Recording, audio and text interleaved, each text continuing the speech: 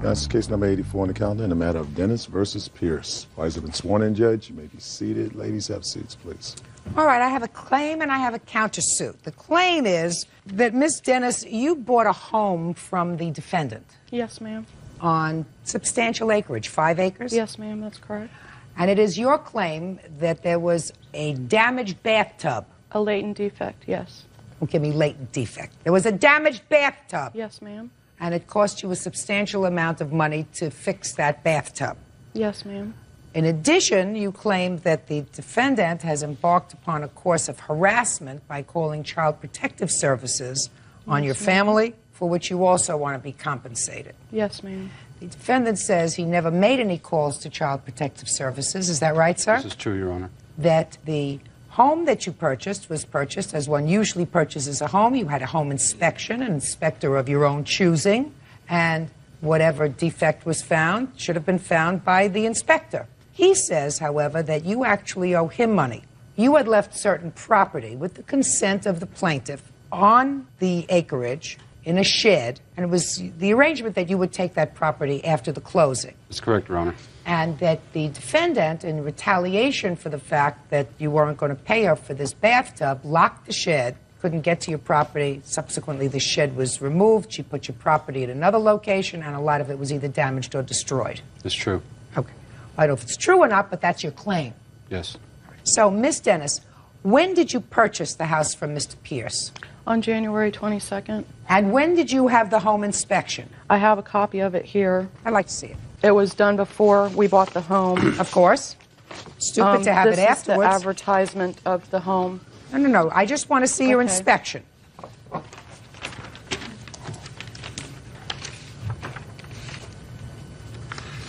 Your Honor, it claims 2 full baths, and being how one of the tubs was damaged, it was only considered 1.5 baths. Is that what you're trying to tell me? That because the home was advertised 2 full baths and there was a crack in one of the bathtubs, he misrepresented the home to you? Yes, ma'am. Oh, get a life. Bird, would you buy a house where the report of findings said, visible evidence of wood-destroying organisms observed, wood rot and subterranean termites, wood rot, subfloor, under bathrooms, says damaged, tub, shower, and walls, damaged, deterioration, noted at tub, plastic tub, cracked right front corner. All right, let me hear your claim with regard to this bathtub, madam. The bathtub was cracked all the way in the middle of the tub. It was hidden with a decorative non-slip strip. Basically, my father-in-law, who is also my realtor, considered it, saw it. It was a latent defect. Wasn't a latent defect. You had an inspector. The inspector could not find it because it was covered up. The inspector shouldn't be an idiot. The inspector noted wood rot under the bathtub. Because of the water damage. Right. Hello? If there's wood rot under the bathtub, something must be leaking. My goodness, where is that leaking from? Let me take a look in the bathtub. They thought it was from termites, ma'am. Listen, that's not his fault. That's your inspector's fault. Sue your inspector, not him. I mean, I don't know anything about the mechanisms of a house. I know how to go in, turn on a light, turn on a faucet. That's what I know. Open a refrigerator, and occasionally, if rarely, turn on an oven. But I do know this, that when you buy a house, you have a complete inspection, and it's simplistic that if there's wood rot that he notes twice under a bathtub, then you go and you peel off whatever is there, the strips that you put in so that you don't slip and fall. You peel it off, and you say, that's where it's leaking from. It was covered up, ma'am. And the home inspector was not allowed to peel off the tape. Who said that? Because it was his home. It was his home. And the home Miss Dennis, you didn't look carefully enough, and stop blaming other people. Now, let's get to the next part of your complaint. The next part of your complaint has to do with harassment. Yes. Okay. Now, did this harassment start before or after you locked the shed where Mr. Pierce's property was located? We have an amendment signed by the contract at the closing that says that Mr. Pierce was not allowed to move his contents until the shed company came. The shed was not removed until a month later. The shed company also said that it was repossessed when it was picked up, which meant even though they would have kept Just a his minute. belongings. Can you, I was answer, harassed can you answer my question? The word is either before or after. before, during, and after. So tell me when you locked the shed. The 24th, after I confronted him. 24th of what? January, 2 days later after the closing. Okay, 24th of January. When I confronted him about the cracked tub. And he said what to you? That tub's fine. My kids use it all the time. Okay. And I said, well, how come you didn't disclose it to the home inspector, the realtor, or anybody else about the cracked tub? You know, maybe we could have negotiated a different price. Maybe I could, you know, just make me aware of it. He did not make me aware of it. My daughter could not bathe for days. What he said to you was, my kids use that tub all the time, which is probably true because there was so much water underneath that the wood rotted, and the tub was fine. But on the 24th, you confronted him, 2 days after you closed. When did you lock the shed? The 23rd. You locked the shed the 23rd after you discovered the crack. Before. Your Honor, if I may. Go ahead. When I went to go pick up my possessions, which was on the 24th of January, the shed wasn't still locked. They advised me that there was a problem and that I had to deal with my realtor and her realtor at the time, which is her father-in-law. Well, in that event, I said to her, well, I came to get my Jeep and my stuff. She said, no, you're not getting it. And she was even going to hold my Jeep hostage. No, so I told that's her, not true. I told her that I will not do this. If you want, we could resolve this with the deputies. She did give me my Jeep. I thought I would let this blow over. I had already scheduled to go up north on vacation. I already had a scheduled pickup for Cook. Cook, this doesn't come. You had a special... Scheduled pickup for the shed and the contents to be picked up. What do you mean, this is a rented shed? It's a rented shed. Yes, it is. I had to make 3 different plans, 3 different arrangements to have the shed picked up. Finally, Cook Shed agreed to have this shed repoed, because then that would be a base of action for them to go on and retrieve that property. There was no other way of getting it. They withheld me from getting that shed. I was willing to get it that week of closing. You mean the week of the 24th? Yes, yes, ma'am. Your Honor, Yes. if I may, we signed a leased contract stating that Cook's Shed would pick up shed and contents, not Mr. Pierce would come and pick up contents. You were getting even. You were using the contents of the shed as leverage for the cracked bathtub. Ma'am, Miss Dennis, Yes. I want you to listen. You know, that's a rather simplistic thing. He's got property on your property. Right. You come in, and 2 days later or the next day find out that there's a cracked bathtub, and you're angry. So you say, I'm not giving him his property back until we resolve the issue of this bathtub. You have to be honest with me, madam. Judge Judy continues in a moment. HRS came to my house, and my fiance committed suicide over this. And I have a baby that's 8 months old now that will never see his father. Real cases, real people. Judge Judy. Roseanne Dennis says Terry Pierce misrepresented the sale of his home by camouflaging a cracked bathtub. Terry says Roseanne is holding his belongings hostage. Go ahead. Ma'am, I was told to do that by my attorney. Just a minute. I don't care whether you were told I to do hired it, an but that attorney. was, listen to me, Miss Dennis, Yes. that's the drill. Don't give him his property Until I was able to serve him. until you get satisfaction with regard to the bathtub. Now, what happened to his property? Ma'am, the thing of it is that I was told that basically he would not give his address to my realtor or his realtor or anybody else so we could find him so I could serve him court papers. I had to hire a private investigator to try and find out his address because he wouldn't disclose it to anybody. I wanted to do this the civil way. I didn't want him on my property. I was scared of Mr. Pierce. I had to buy a gun. My fiance, HRS came to my house, and my fiance committed suicide over this. And I have a baby that's 8 months old now that will never see his father. Your fiancé did not commit suicide Ma'am, over this, Miss we Dennis. were harassed by Miss HRS. Dennis, Miss Dennis. We were let me- harassed by HRS Miss on the Dennis. same day that the sheriff came to look for his property, and he was not That's there. not, HRS came. Miss Dennis. That was a But coincidence. shh, Miss Dennis. If you've deluded yourself into believing that your fiancé committed suicide over this cracked tub and everything that came from it, you are doing nothing more than deluding yourself. It caused a lot you of are problems doing, between It us. may have caused a lot of problems between you, problems that I'm certain existed before. Certainly the same bathtub happened to you. You did not commit suicide as a result of this cracked bathtub, and Ma'am, neither I did didn't your think that I would fiancé. lose And neither my did your children. My fiancé. fiance did. He was scared that he was going to lose our baby. He didn't know anything about protective services. This was his first child. Listen to me carefully. Nobody took your child from you. correct? No, Nobody but took the my child out of the fiancé- house, Miss Dennis. My fiance did not understand that, Your Honor. He thought protective services would continuously bug us. I got an HRS report here that says that the allegations were false.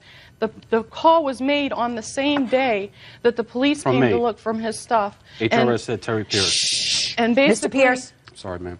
don't interrupt. ma'am, if I could just submit that it was the same day that the sheriff came to look for his belongings and they were not on the property, that's the same day HRS was called. That's not proof that he called, madam. Your Honor, if I don't may. know who else was. I We don't know just who else moved called there. either, but what I'm telling I you is just you moved bought a there. house. I didn't know anybody else in that county. This is a stressful time for you.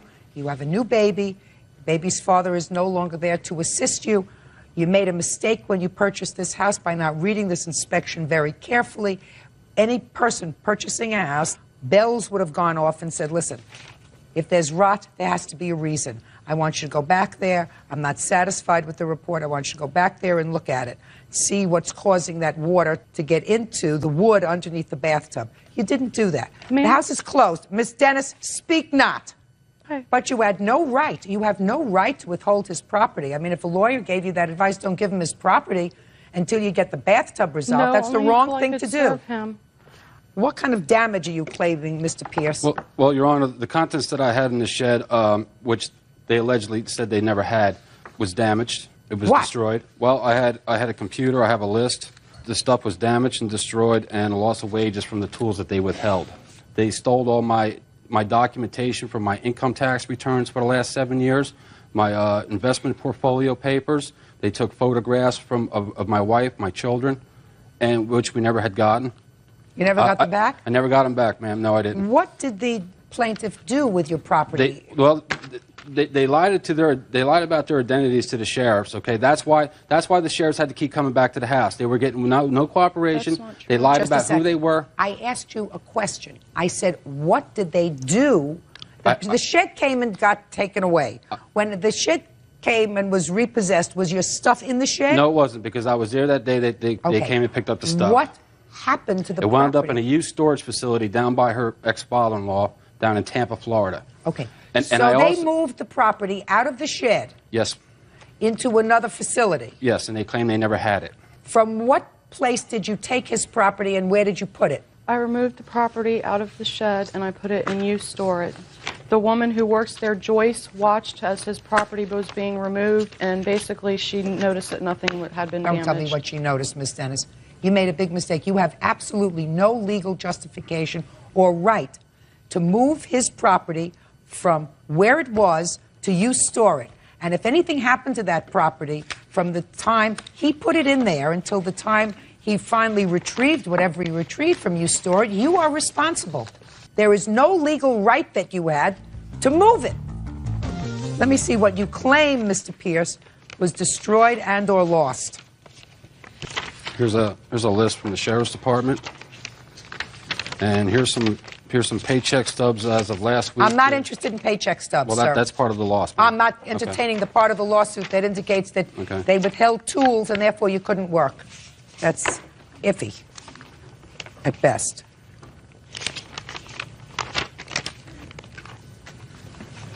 What are you showing me this?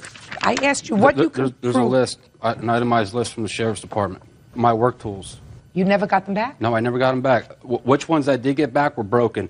And the gentleman who owns you store it, I made him... See, I couldn't open up the combination lock because I was really upset that day. And I made the owner of the storage facility come to the place, and he opened it up in my presence, and he saw that the stuff was just thrown in there. There's no question in my mind it was just thrown in there. Ma'am, it I want to see, sir, a bill for repairing the computer. I never repaired it. I just went and bought a new one.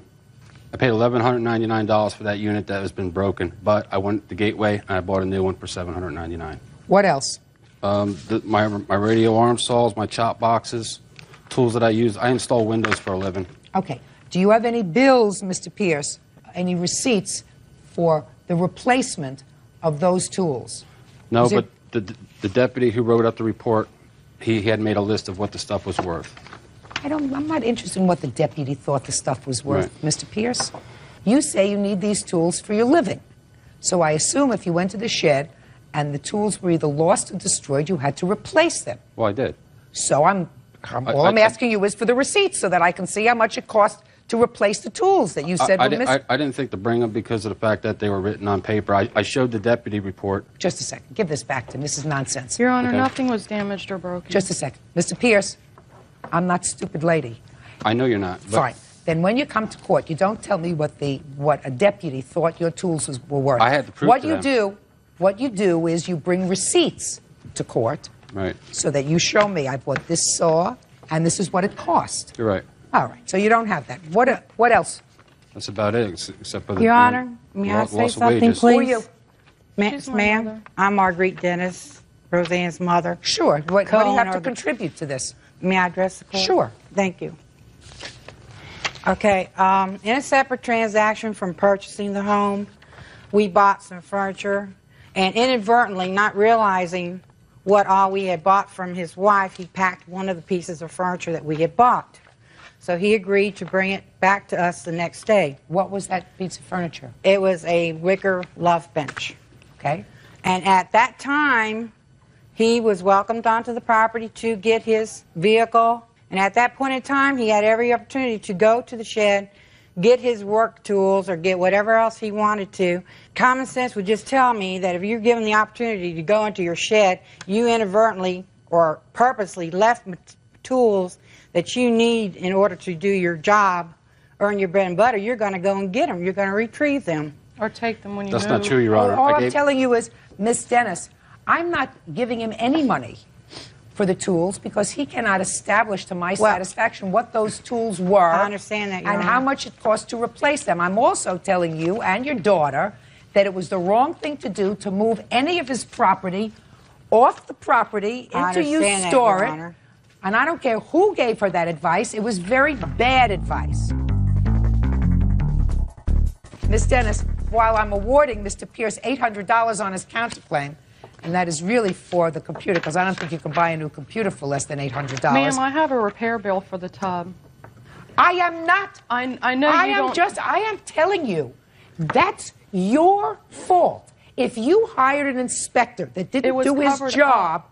It was covered up by did no you slip grip. understand me? You know, I can't say it to you more than 10 times. If an inspector notes rot under a bathtub, you look further. He could have disclosed it because it's against the law. Oh, to gee, not Miss Dennis, disclose you it. just don't get it. Take responsibility. Your Honor. Just a second. Okay. Did you give them back the wicker bench? That's the day I found out that I was not allowed to go into the shed and get my property. Okay. So they're lying about No, that ma'am. also. Okay, I'm We didn't dismissing give the back the claim, bench. and on the counterclaim, I'm awarding Mr. Pierce $800. That's all. Yeah, this is case number 408 on the calendar in the matter of Baker versus Baker. Parties have been sworn in, Judge. You may be seated. Mrs. Baker, the defendant is your former husband, and I gather from your complaint that despite the fact that you are divorced, you still maintain a relationship. Is that correct? Or you did We at the did. time of this incident.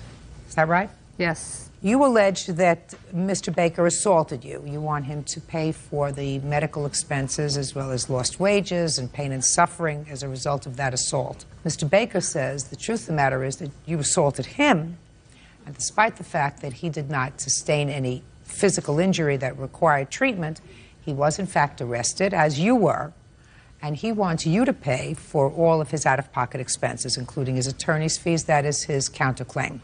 So I'd like you to tell me, Mrs. Baker, your version of the events of the 15th of September. Okay, September 15th was a Sunday. We were home watching football. My daughter, my oldest daughter, had come into town from her boot camp. And How old is she? She is 19. There's animosity between my daughter and Mr. Baker from a previous assault that he assaulted her. Anyway, we were bringing up the fact that I wanted Shauna to come over and visit, and he didn't want her in the house. She came over to make peace. She had actually come to the house. Yes, and I said to him, my daughter wants to make peace with you. Would that be okay? And he got very upset and said, no, you were supposed to give me 24 hours notice if she's going to be around, and she needs to leave. And so she left. Yeah, so she left. Okay. So we continued with the football. I apologized to him. I was trying for him not to be mad. I always have to make sure he doesn't stay mad. And he started calling her just horrible names, and I begged him to stop. I actually was on my knees in front of the couch, pleading with him, please stop saying all those horrible things about her.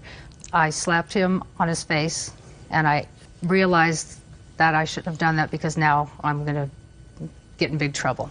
And he did come up. He got me into a chokehold. At one point, I was actually sitting on the ground. He had me in a neck hold. He had his fist right over top of me, and he said, do you want me to finish this right now? And I stopped talking because up until then I was calling him a coward and that he only bullies girls and he bullies my daughter and bullies women, but he never bullies any men. So anyway, he pushed me back down. My face went down, and I never saw it coming. I never got a chance. And he kicked me in the face and just threw me back. Blood just started gushing out. I leaned over the coffee table. I vomited blood. And I asked him, do you want to call the police or do you want me to call the police? And he ran and hid. What kind of injuries did you sustain? They took me to the hospital. I have a broken nose. The broken nose, a concussion. You have a hospital report? Yes.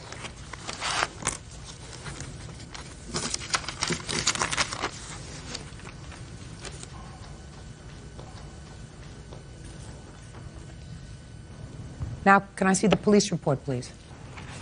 It's a two-part police Can report. I have his as well so that I can make sure I have all the reports? Because it was a domestic violence, they had Jane Doe and John Doe. Had you been drinking? Yes, we both had been. You both been drinking vodka and orange juice? Yes. Was that the drink of choice? How much had you been drinking that day, both of you? I was drinking my fourth cocktail in about probably 4 hours. And you? Probably about the same. Think that contributed to getting the situation getting out of hand? I don't know.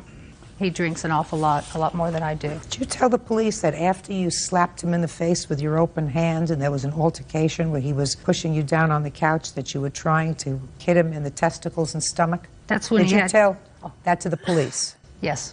And that was before he kicked you? Yes. All right, let me hear your version of these events, sir. It happened pretty much along the same lines she says, but without a few details. I was sitting on the couch, we were both sitting on the couch watching a football game, and we were cheering for the same team, having a good time, and we had argued previously on the previous day about her daughter, and I have a problem with her daughter, and she has a problem with me. And because of our history, it's just not a good idea to have her in our house while I'm there. And all I asked for was a reasonable time of notice so that I could leave, and she can spend as much time as she wants to with her daughter. She did not go along with it on that night because her daughter's getting out of boot camp and she's here visiting, and I said fine, but I don't want to be here. So she wants me to make up with her daughter. I don't want to make up with her daughter. She made a false statement against me and told the police that I assaulted her 6 months ago, when in fact it was her and my wife that got into the fight. I don't want her in my house. Gotcha. Period. Okay, so what happened after your wife slapped you? She didn't slap me, Your Honor. She punched me in the jaw. She punched me there. She punched me a second time in the shoulder. She grabbed my back. Then she grabbed my wrist. She threw me to the floor. I got a rug burn on this knee. Then as I was attempting to stand up, she grabbed me again. I have photos of that also, of everything, of my injuries. See his photograph, please.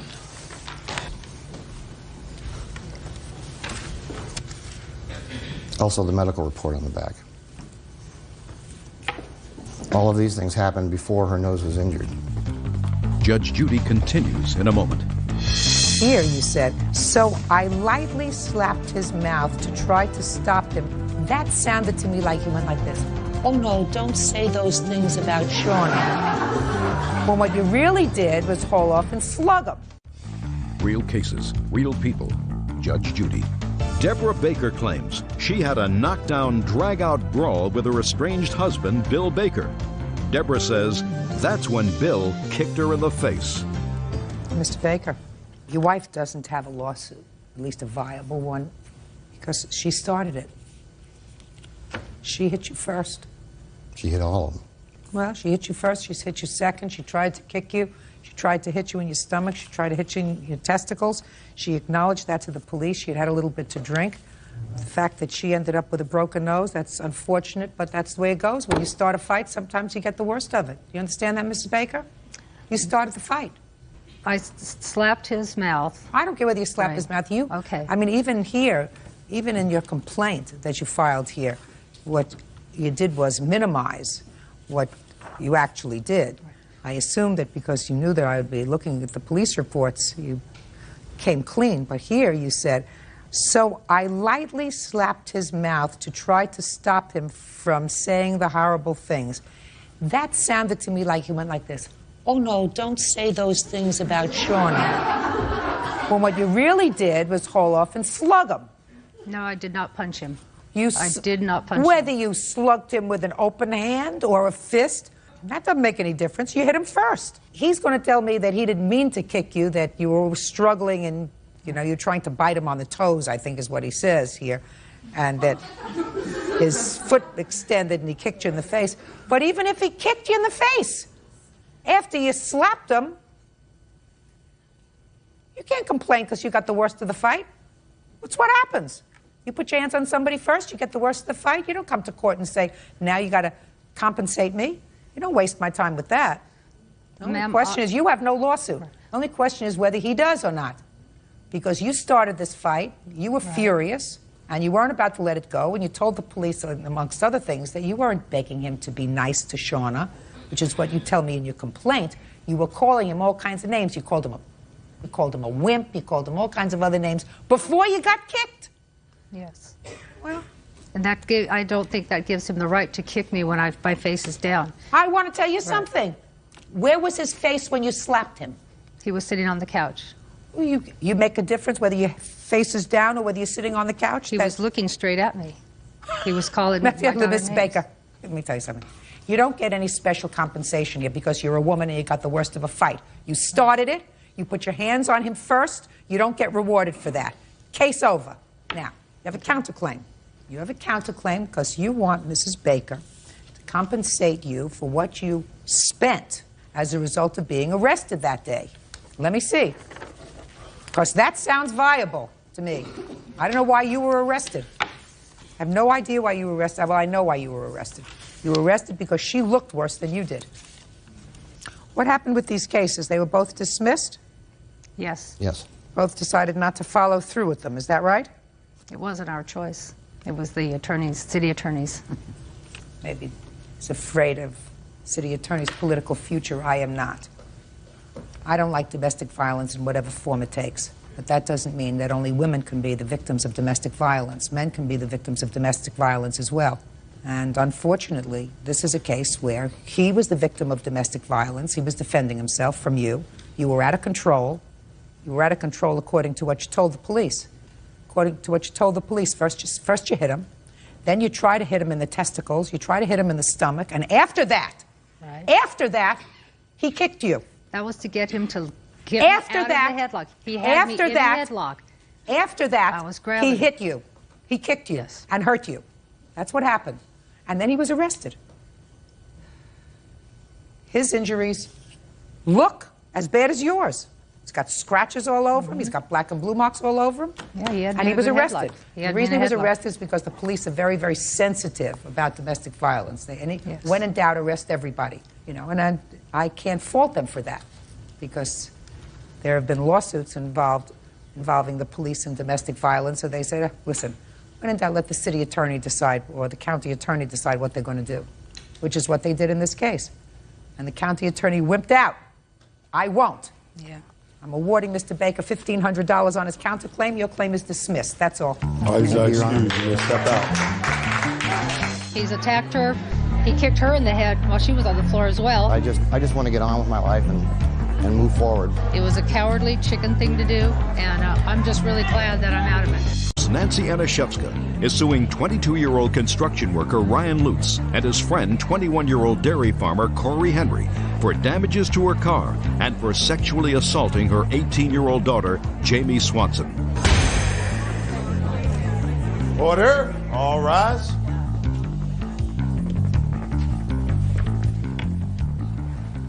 Your Honor, this is case number 449 on the calendar in the matter of Anashevska versus Lutz Henry.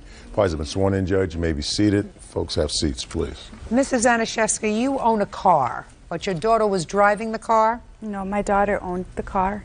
Your daughter is how old? 16. She worked for 2 years to purchase this car. I own it with Who her. was the titled owner of the car? Both of us. Okay, because she's a minor, she can't own the property. Right. That's why you're here.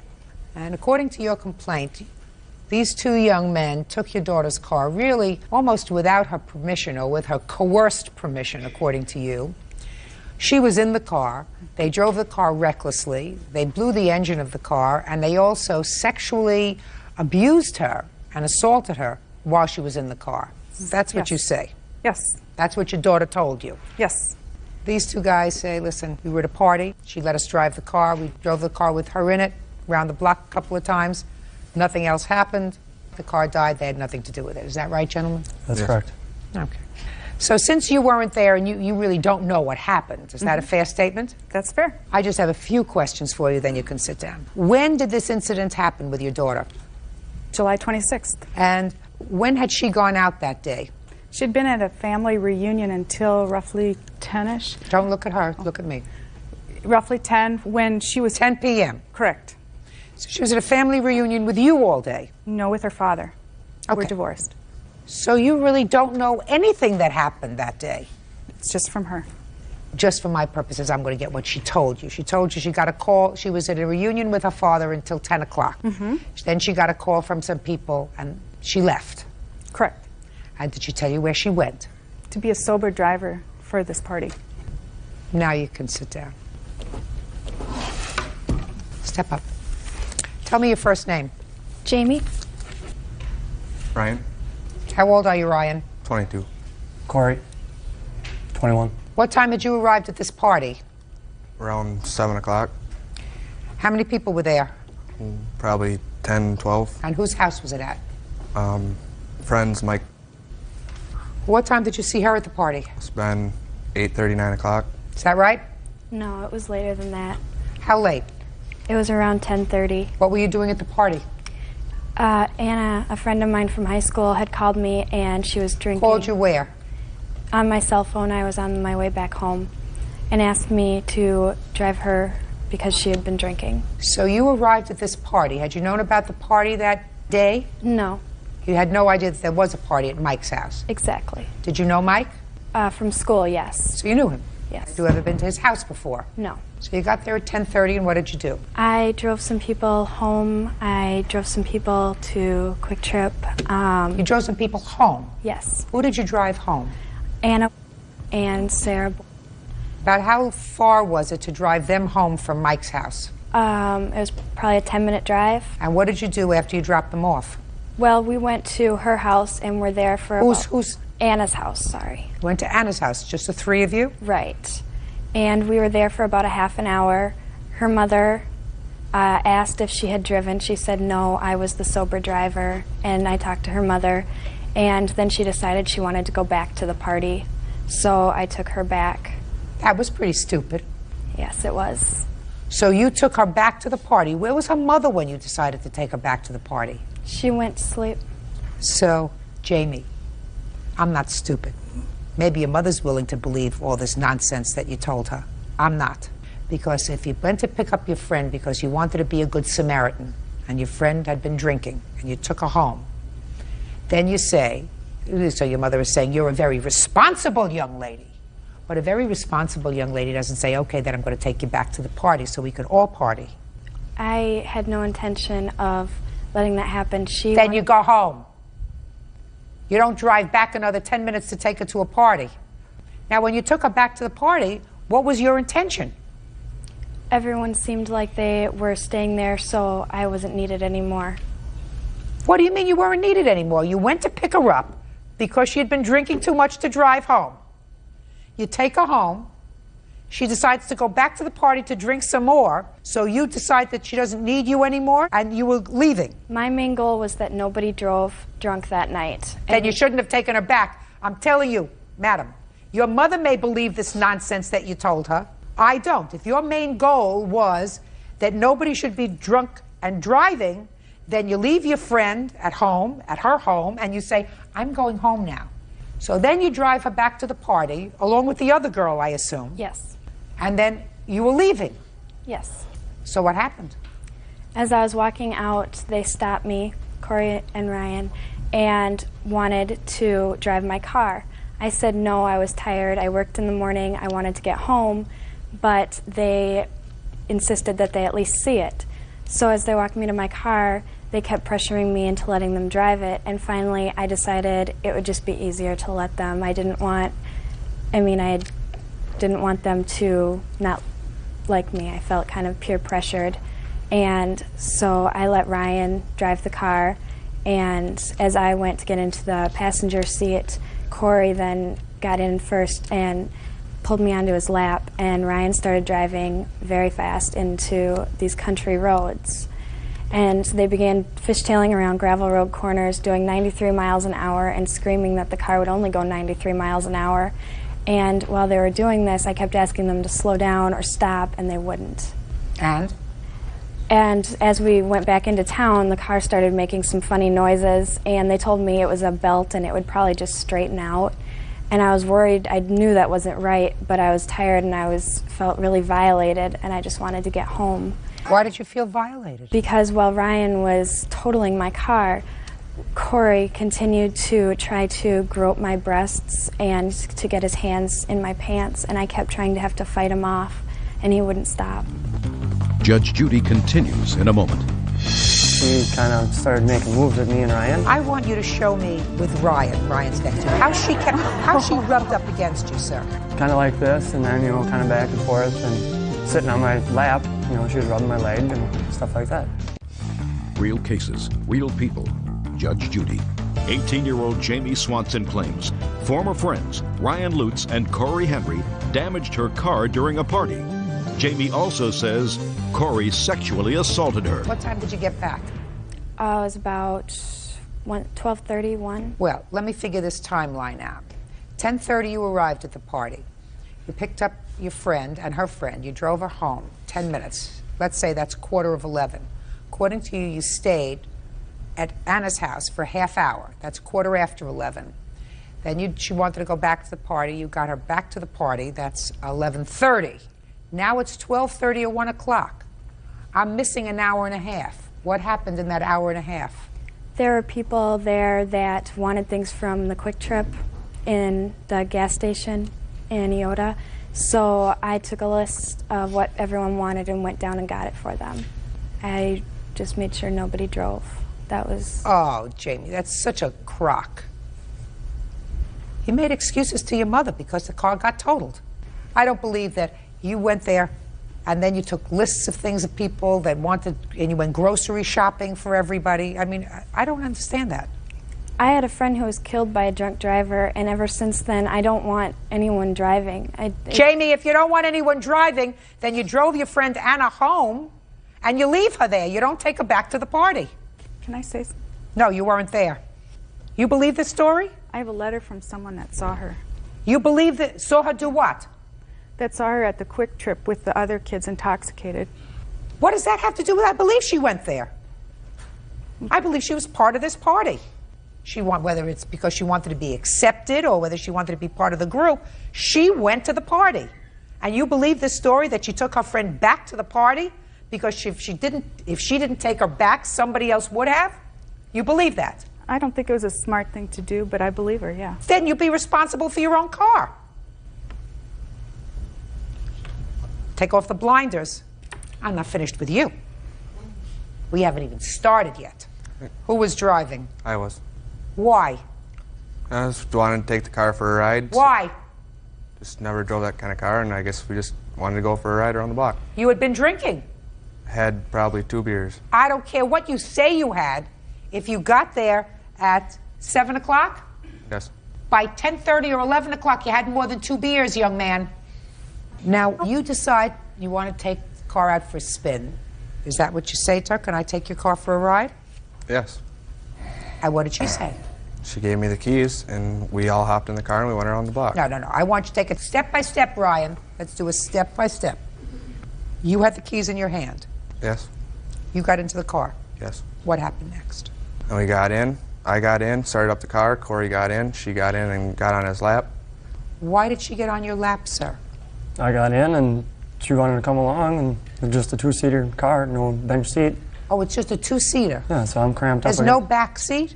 No, it does have a, it's just bucket seats, but it's got a back seat also, yes. So she wanted to come along? She didn't want to sit in the back? I guess. How much had you been drinking that night? About probably 3-4 beers. And what about the plaintiff? Did you see her drink anything? I did not see her, but I did not get there until 11 o'clock. Okay. Where were you up until 11 o'clock? I was working until 9, and then a friend come and pick me up. All right, well, that's not... You're working until 9. Where were you between 9 and 11? We stopped in Dover and talked to a couple people, and then we went to another place, and then we arrived out there. So you went to a couple of parties first? Yes. See how I made that simple for you? Yes. You know, sometimes young people think that older people, not old people, but older people, they have this lapse and they were just born old. It's really not true. Bird remembers what happens when he was young. Right? Oh, yeah. Real cases, real people. Judge Judy. So she got on your lap. Yes. And then what happened? And then we proceeded to leave, and as we were going out of town, she kind of started making moves at me and Ryan. And how did she make moves at you and Ryan? Now, I want you to be very careful, because, you know, I'm really good at this. You know.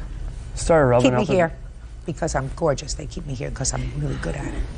She started rubbing up against me. And, how did she do that? You know what I want you to do? I want you to show me with Ryan. Ryan's next to you. How she rubbed up against you, sir. I want you to show me that. She was kind of like this, and then kind of, you know, rubbing on my shoulder. I want to see. Going like this and rubbing my arm and leg. And she was rubbing your arm? Yes. Yeah? Yes. Well, she must have had her arm around your arm. Is that right? Correct. Show me how she had her arm around. Kind of like this, and then, you know, kind of back and forth, and sitting on my lap. You know, she was rubbing my leg and stuff like that. Yeah. Go ahead. And, you know, I said no, I didn't want nothing to do with it. I didn't know her. Just a second. Shh, please. Please. You said, I don't want nothing to do with that. That is correct. And what did she say to you? She didn't say nothing. Did she stop? Yes, she did. How fast were you driving? 60, 65, 70 maybe. I don't know. I couldn't see the speedometer. Fast? Not out of... 60, 65, and 70. You weren't on a highway, were you? There was... You weren't on a highway the entire way, were you? No, not the entire way. What happened when you got back to the party? After we got out, I realized that we were kind of blocking this neighbor's driveway, and I'd mentioned that to Ryan, and he proceeded to get back in the car, and they wouldn't start. And after that, we popped the hood to see if we could see what was going on or try and get started, and we couldn't do that. So now the car doesn't start. You had the car towed, is that right? Yes. Now, at what point, Jamie, did you call the police and tell them that you had been sexually assaulted by Corey? The next day after it happened. Can I see the police report, please?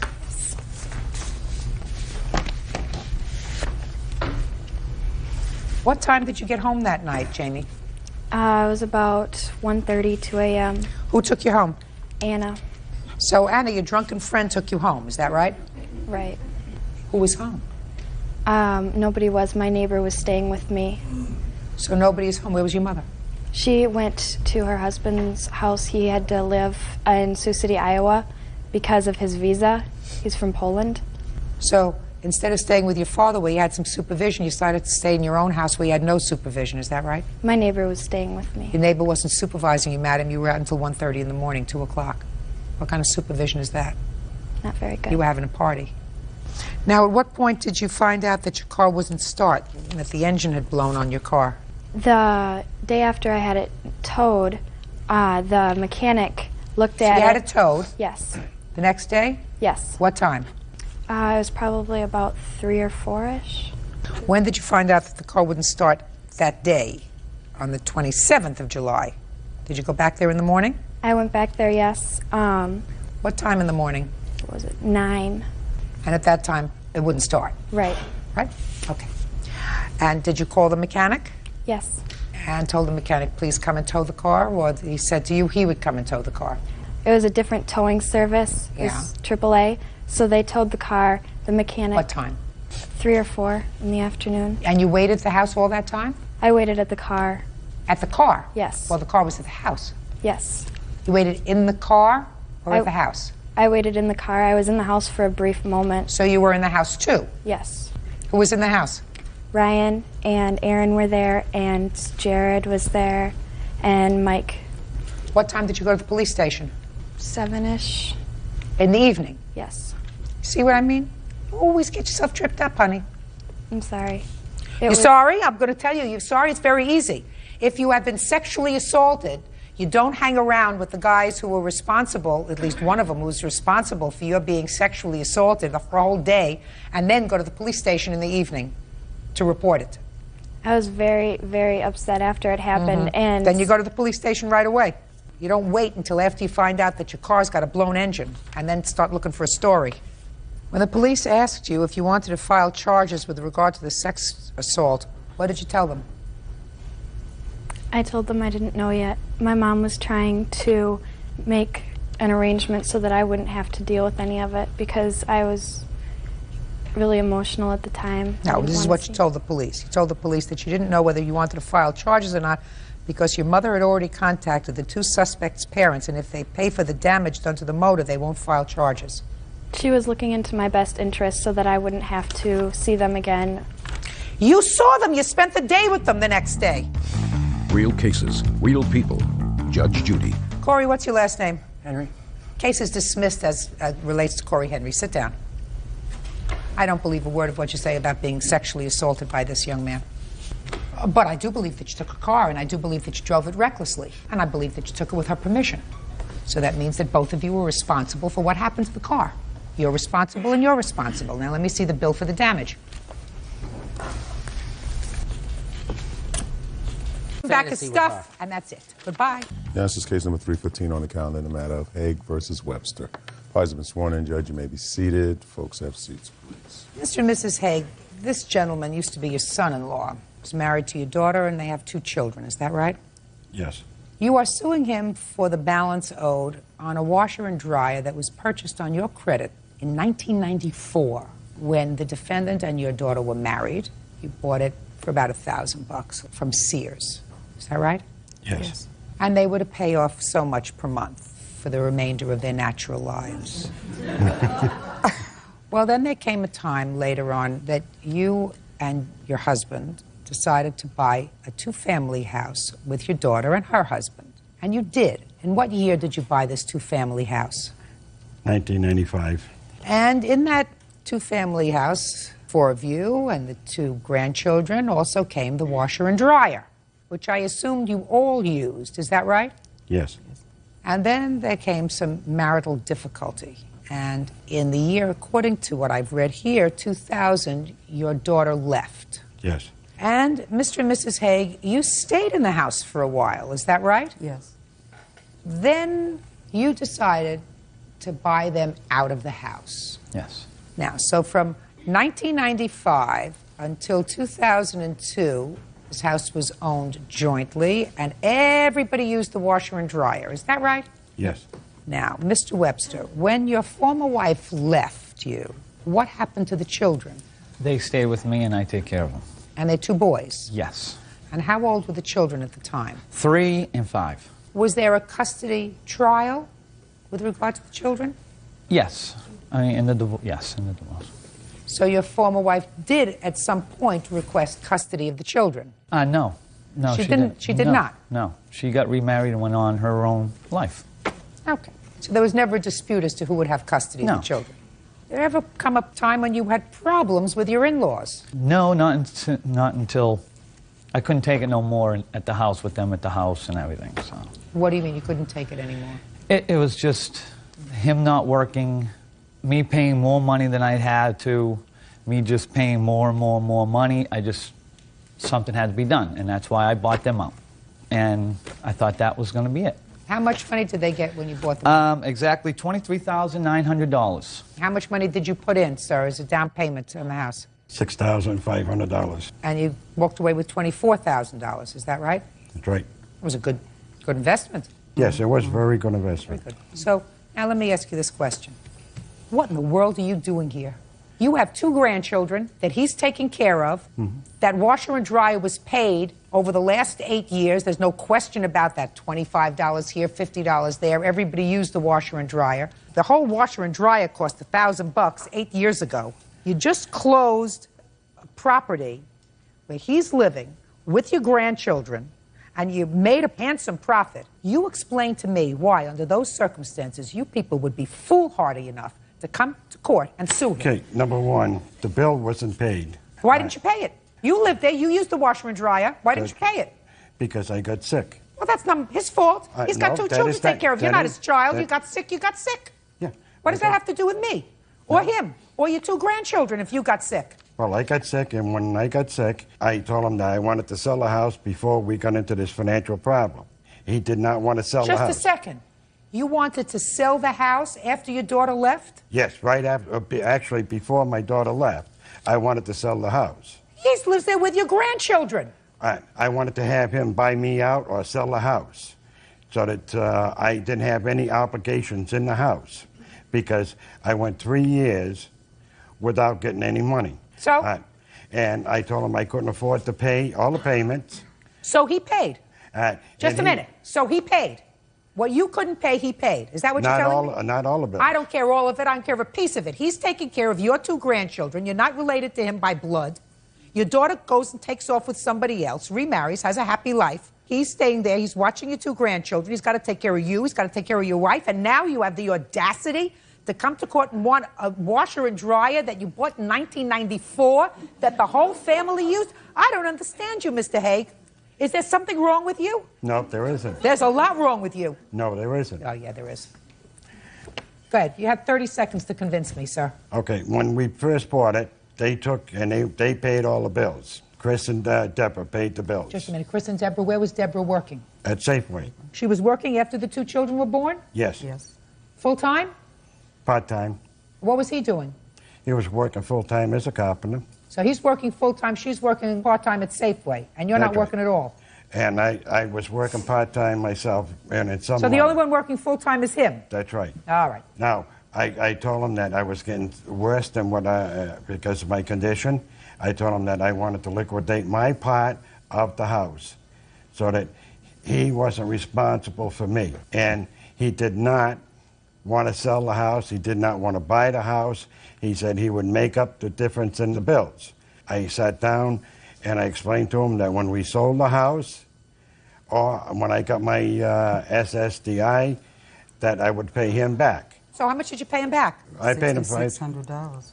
I paid him back all the money that we owed. Oh, did he pay you back? No. How much did he give you? Okay. It came down to where I offered him $20,000 for a buyout. He wanted $25,000. And it got knocked down. I paid for the $2,500 when we all bought the house together. He got that out of me. Everything that they ever put anything in downstairs, money-wise, I gave him $1,500 because they spent $3,000. I gave him $1,500. And then he told me that he wanted me to sign and pay for this washer and dryer. At the time, I was just giving him so much money and just wanted him out of my life so that I can start over and just be alone with my boys. I just said, okay, and then I never signed nothing. I just said I don't no. care whether you signed anything or not. You paid him back. You I paid say him a what lot you more. owed him by decreasing the amount that you should have gotten when you sold the house? Yes. Okay, you still made a handsome profit when you sold the house. So instead of making $24,000, maybe you should have made $30,000, right? Fine. Yeah. You still made a handsome profit. Judge Judy continues in a moment. You have the opportunity to be there and participate in the rearing of your grandchildren. What a gift that could be if you were nice people. And later today, When the landlord showed up the 20th to get rent, he saw holes in the walls that they left in their room and in the door. Did you make any holes in the walls? No, ma'am, I did not. Her and her boyfriend be fighting all the time. That's where the holes came from. real cases, real people. Judge Judy. Donald and Donna Haig claim ex-son-in-law Chris Webster owes for the cost of a washer and dryer. Chris says the Haigs have been ignoring their grandchildren. Listen, Mr. and Mrs. Haig, do you see your grandchildren? Right now, no. Why is that? Because we don't see him. I'm asking you why. Because the feelings between him and I, What kind of feelings? it's bad. Why? I don't Over what? understand. Over what? Over the payment. Because Over the he's, washer dryer? Over the washer and dryer. And also, when I went to talk to him about it, he called the cops up, and the cops told me not to come back to the house. Because if I came back to the house, I would be arrested. Okay. Now, why don't they see Their grandsons. I have no idea. His birthday, my 8-year-old son, Brandon, his birthday was this past Monday. Not one card, not one phone call, not nothing. Did you send your grandson a birthday present? Yes, I did. You sent him a birthday present? Yes, I sent him a card. Yes, I did. Card. Children like cards. They like presents. Why didn't you send him a birthday present? Because I had put money in the card for his birthday present. I don't believe that at all. Listen, if I construe this as a debt, I construe it as a joint debt.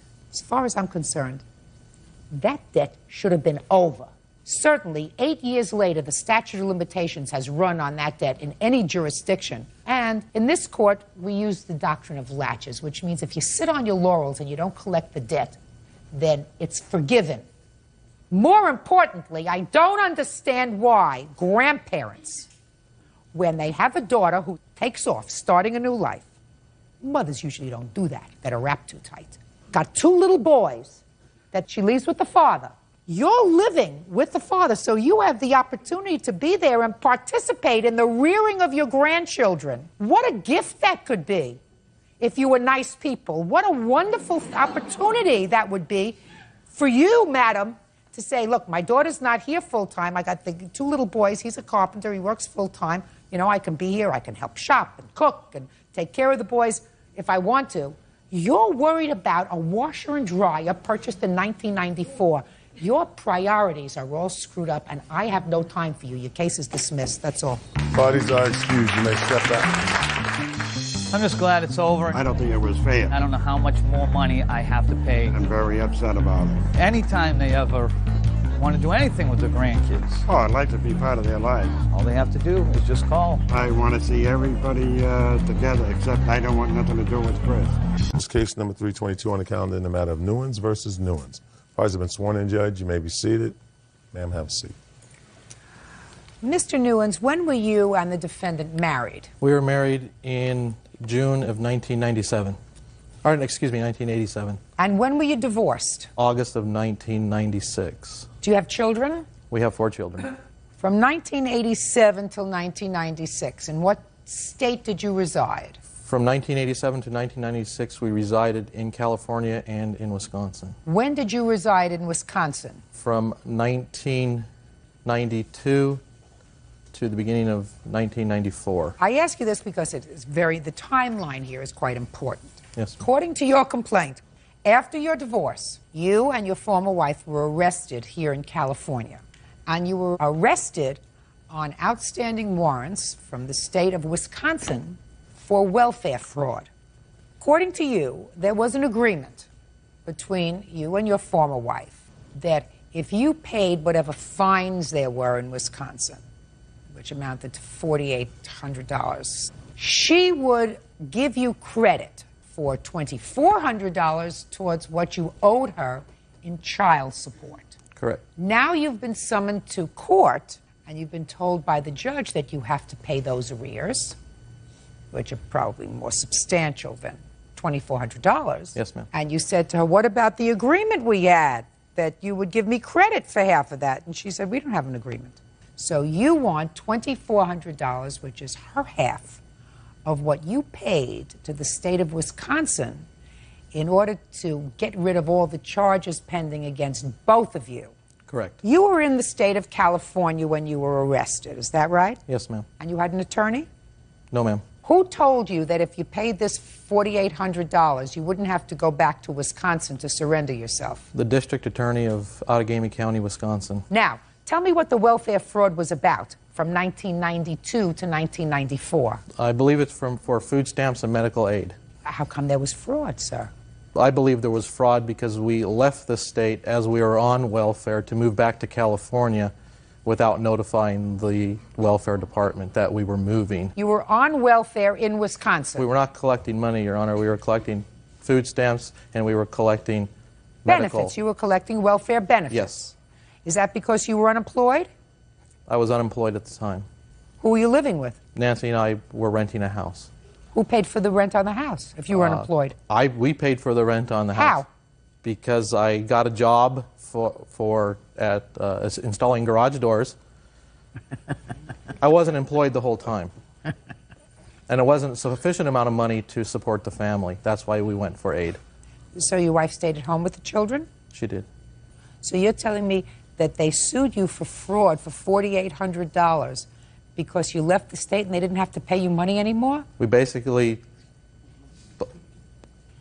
left the state, and instead of tracking us down and figuring out that they wanted all of their benefits back, which totaled the $4,880. Probably the only person in creation that I know that happens to. Usually they say, wow, they're out there with California's problem now. Now, Mr. Newens, how much do you owe in child support, sir? $10,000 in child support and $10,000 in alimony. How come you haven't paid any money? Well, I've actually paid a lot of money, Your Honor. The reason being is because in the state of California, your ex-wife or whoever's receiving the support can go back at any time and ask for an audit of the payments, which she did. And I had a court order for my employers to pay her directly, which they did, but I had to prove it, and these two employers were no longer in business, so I could not find the record of payments. So you're telling me that the judgment was entered against you and you have to pay arrears on $20,000 for money that you paid? Yes, ma'am. Did you have a lawyer representing you this time? No, ma'am. But the litigation went for a whole year. Ma'am, I can't afford a lawyer. I work 60 hours a week to support 4 kids. My ex-wife, since the day we married, has not worked at all and still doesn't to this day. She solely relies on my support to support all 4 kids. Let me ask you this question, Ms. Newens. Now we're going to come to you. He says that you were receiving partial benefits. Is that correct? Mm-hmm. Do you have any idea why you were charged with welfare fraud? It was explained to me when, without notifying the county about our moving, there was a warrant automatically slapped on because there was an outstanding amount that needed to be paid back, like $700 some odd. For what? For overpayment is what they called it. So you were notified that you were receiving an overpayment of $700 while you were living in Wisconsin? Yes. And you left without paying that amount? Yes. They were charging us interest and stuff because of penalties on that. Now, your former husband says that he paid you this money, this $10,000 in child support and $10,000 in alimony. Is that true that he's paid you this money?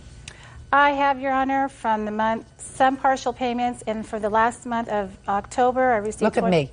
Now you can speak. Okay, I'm sorry. $29.90 for the month of October, $500 for the month of September, and before that, nothing. Payments are coming, and partial payments, whole payments, every now and then, off and on through the last couple of years. Did they come right out of his check? He's self-employed. Judge Judy continues in a moment. I would suggest you find yourself some way of earning a living that you enjoy, because otherwise you're going to be relying on him forever. And that's wrong. And later today, we had planned to get married, and there was an issue in that I was still married and needed to get a divorce. That's what Ms. Harris said. Yeah. Real cases, real people. Judge Judy. Todd Newens says ex-wife Nancy Newens owes for an unpaid loan for bail after they both were arrested for welfare fraud. Nancy says Todd doesn't pay his child support. How long have you been self-employed, Mr. Newens? Roughly 3 years. So when you say that your employer, what employer are you talking about that you couldn't find? The court order dates back to 1997. The amount in arrears they're asking for was for 97 and 98. Just those 2 years? Yes, ma'am. Oh, so this proceeding had nothing to do with current arrears for the year 2000, 2001, 2002. Is that what you're telling me? What they, I have a court order here that I got from them. What they dated it from 6 of 97 to 10/1 of 02 to make it current. I asked you a question. The question I asked you was whether you were telling me that the arrears that they were talking about, that you just had a trial on, dealt with monies that you owed, and you said from 97 and 98. Correct. And I said that they conducted a whole hearing for a year and didn't bring that amount up to the current date for arrears, and you said, oh, I have the order. And the order says that those were arrears that you owe from 97 to the year 02. The reason why they did that, Your Honor, is because we were fighting for the last year in court over the amount of arrears. And it was my burden to prove that all my previous employers paid. All right, forget the previous employees from 97 to 98. She says she has been receiving sporadic payments. Is that true? And now you're self-employed. Yes, it is true. Sometimes it's true. All right, that's what I wanted to know. Okay. Because, I mean, I'm going to get to it, Mr. Newens. Don't pussyfoot around me. Are you remarried? Yes, ma'am. Good. You have children with your new wife? No, ma'am. Okay. Well, let's start with August of 2002. How much money did you send to your former wife for child support and alimony in August of 2002? Your Honor, I don't have that information with me, and the reason why I don't have that information with me is because it's quite irrelevant, because I have an order that you have before you stating the amount I have to pay in arrears of $200 per month. That's perfect. So what are you bothering me for? I'm asking for money owed that I paid $4,880 for, that I can't get credit through the County of San Bernardino for child support, which, had she not agreed to credit me half, I would have never made the payment. We would have flew back to Wisconsin and fought this battle in court. So then I'm going to resolve it very quickly for you, sir. Okay. From 1992 to 1994, according to you, you had 2 young children, and your former wife was unemployed. She was taking care of the children. It was therefore your responsibility, your contractual responsibility with your former wife, to be the provider. You found that you could not be a provider for your wife and your 2 young children, so you were forced to apply to the state for certain benefits. Then you were advised that there was an overpayment of $700. Rather than taking care of that part of your financial responsibility before you left the state of Wisconsin, you decided to leave the state of Wisconsin and move to California. It was because of that that they issued a warrant for the both of you. You paid that amount. That's not for child support. That's not for spousal support. That's to reimburse the state for money that the state expended on behalf of you and your family because you could not fulfill your end of the contractual marital responsibility with your former wife. And in addition to that, you have continued to accrue arrears over the years, the last 3 years when you've been self-employed. Sometimes you pay, sometimes you don't. Sometimes you send a little, sometimes you send a lot. That doesn't excuse you from working at some point. Are you working now? Yes, I am. Good. What kind of work do you do? Right now I do child care. And in the past I was doing dental assisting. Well, I would suggest you find yourself some way of earning a living that you enjoy. Exactly. And if it's not child care, because child care sometimes is a temporary thing that you do when your children are very little, because that's a way to take care of your responsibility as a stay-at-home parent and also make some extra money. But I'm going to strongly urge you to find a career that you like, because otherwise you're going to be relying on him forever. And that's wrong for your support. You both have to support these children. You both made them now. You're not living together. You're not married. You both have to support them. But she certainly isn't going to give you back $2,400 for money that you owe the state of Wisconsin, sir. Your complaint's dismissed, that's all. Parties are excused. You may step out.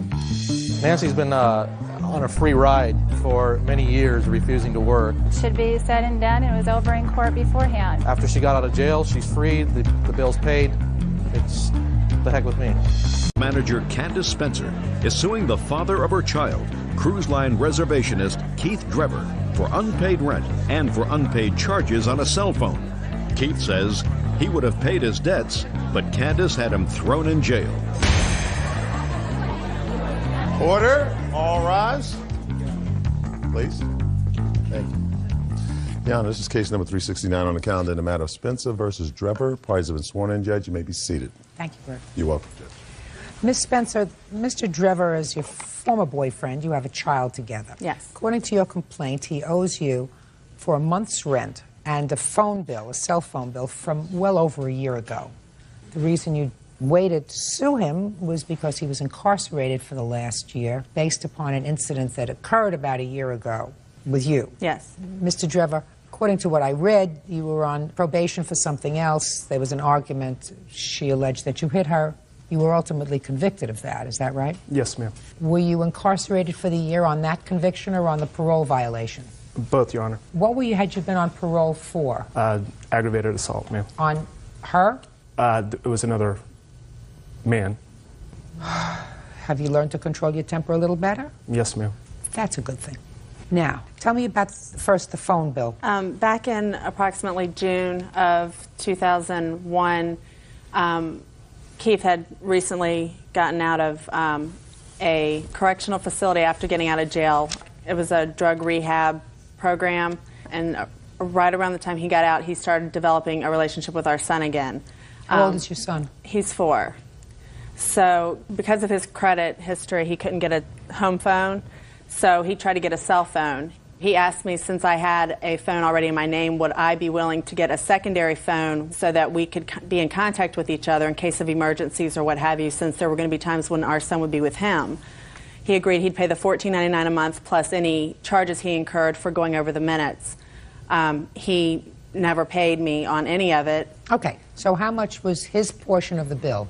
His portion total is $678.20. Okay, let's deal with the phone first. Yes, sir. With the cell phone, I disagree as far as the reason why I got the phone. We had discussed with her particular job, she goes on call, and she would need someone to watch my son, who was 3 at the time. And then what wound up happening is the phone turned into more like an electronic leash. So I gather you saying that she wanted to keep tabs on you. Yes, ma'am. Well, that's one thing, but did you use the phone and go over the minutes calling other people? Yes, ma'am, I did. Okay, well, so who should pay for that? I should. Good. That's easy. Can I see the bill, please? Yes, ma'am. Your Honor? Yeah. I would have paid the cell phone. This is your fault. Shh. Sorry. I did 13 and a half months sentence in prison because... You lost your temper. I didn't strike her, Your Honor. I did not touch her. She got mad at me, she called the police, and I went to prison. Now, I got out... Miss Spencer. Yes, ma'am. Is that true? Did he, in fact, put his hands on you? Yes, ma'am. How did he put his hands on you? Look at me. Yes, ma'am. He was attempting to come into the apartment. As you can see, he's slightly larger than me. He was trying to get in the apartment. I'm very stubborn. I'm not going to deny it. I was standing in the doorway trying to prevent him from coming in. You weren't living together at the time? Yes, we were, but we'd only been living together for a month. It was me, him, and his roommate. So you'd been living together, and he was trying to get into the apartment? To get a 12-pack of beer out of the refrigerator. And you're blocking the door? Yes, ma'am. And then what happened? I got elbowed in the eye, in which I sustained a black eye. How did that happen? As he's trying to push his way in. Yeah. His elbow got me in the eye. So it was an accident? I don't So know it was an accident? Is what you're telling me, Miss Spencer, is that it was an accident? No, ma'am. He didn't hit you with his fist, did he? No. You were blocking the door in a place where he was a tenant. Is that right? This is his second incident against a female for domestic violence. He's also got a charge against his wife. Then I want to tell you something. You shouldn't have put yourself in that position. I agree. Right. However, what he's telling me has a ring of truth to it. You were blocking his entrance from getting into his home. He pushed you out of the way. He didn't hit you. But as he pushed you out of the way, his elbow hit you in the eye. His elbow. You know, that's he what didn't, he thinks. he didn't We're go, not sure he didn't exactly go how. like this and hit you in No, the eye. no, ma'am. His elbow hit you as he was coming in, and he's saying for that he was incarcerated for 13 months. No. That's a long time. Right. If you were to ask our son, who was present during this, what happened, he said he would tell people his daddy was in jail for punching mommy in the face. But he didn't punch you in the face, Miss Right. Spencer. I agree. But he didn't punch you in the face. Right. I also have a letter from Mr. Driver that I'd like to submit, if I may, I'd please. like to see it.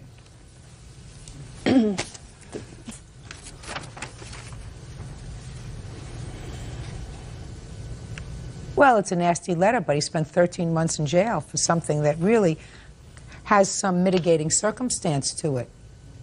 Did you have a trial? Well, ma'am, the way the situation worked, I had 3 days... Did you have a trial? No, ma'am. I had a plea bargaining hearing. What was the plea bargain? 13.5 months, or I would on the old case and this case? In this case, to get it cleared out. If I would have taken it to trial, and even if I would have won the trial, they were going to send me away for 7 years. On the parole violation? On the probation violation, correct. Your Honor, he also has a copy of his arrest history with him. If you could look at that, you would kind of get an I idea. believe, listen to me, Miss Spencer. Yes, ma'am. My dear, I believe that Mr. Driver has a very bad temper. Mm-hmm. Whether he has resolved his very bad temper, I don't know.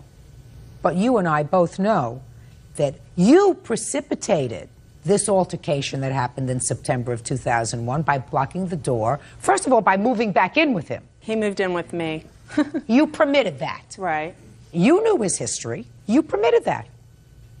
And if he was going inside to get a six-pack of beer and you decided you didn't want him to do that and you stood in his way, he's allowed to go into his home Well, there's an incident that precipitated that I didn't get a chance to say. I had left. We got into an argument. I had left and gone to my friend's house. When I came back, my son was dressed, sitting on top of a suitcase, and said that him and Daddy were going back to Lenny. That's his ex-girlfriend. So I was trying to keep him out of the house because I didn't know that he wasn't going to take my son and leave. Judge Judy continues in a moment. He owes me over $7,000 in child support. You mean for this past year as well? Yeah, but the state of Ohio doesn't overlook it because he was in jail. They don't care. I care. I care. And later today, she said, well, I need the money. She said, because I got to pay bills and feed my children. I said, well, I don't have it right now. She said, well, you better get it. You're a hustler. I'm a hustler. You're a hustler. I'm about as much hustler. You're a hustler. real cases, real people.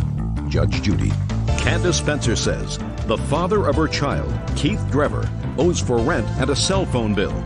Keith says Candace had him falsely arrested and thrown in jail for 13 months. Just a second. You left and left your son with him. And a roommate. I left to give him a cooling off period. But you left your son with him, so clearly you were not concerned for your son's safety. You knew he was with his father and he was going to be okay. So you both cooled off for a while. Right. Why did you prevent him from going back into the house? Because he had started yelling and screaming and threatening me in front of our roommate, and I was afraid that he was going to do something to me or my son, so I was trying to keep him out of the apartment. I was trying to close the door, and he was trying to get back in. Do you see your son now, Mr. Trevor? Yes, ma'am. How often? As much as I can. You have a court order of visitation? No, ma'am. He has a court-ordered child support that he hasn't paid. He owes me over $7,000 in child support. Well, just a second. You mean for this past year as well? Yeah, but the state of Ohio doesn't overlook it because he was in jail. They don't care. It's the state of Ohio child support. I agree. I care. Well, I understand. Good. But you see your son? Yes, ma'am. Mr. Trevor, I want you to understand this, sir. I think that what you have to do is you have to put a period with regard to this bad feeling. She lets you visit with your son, even without a court order. I think that you ought to pay her this money.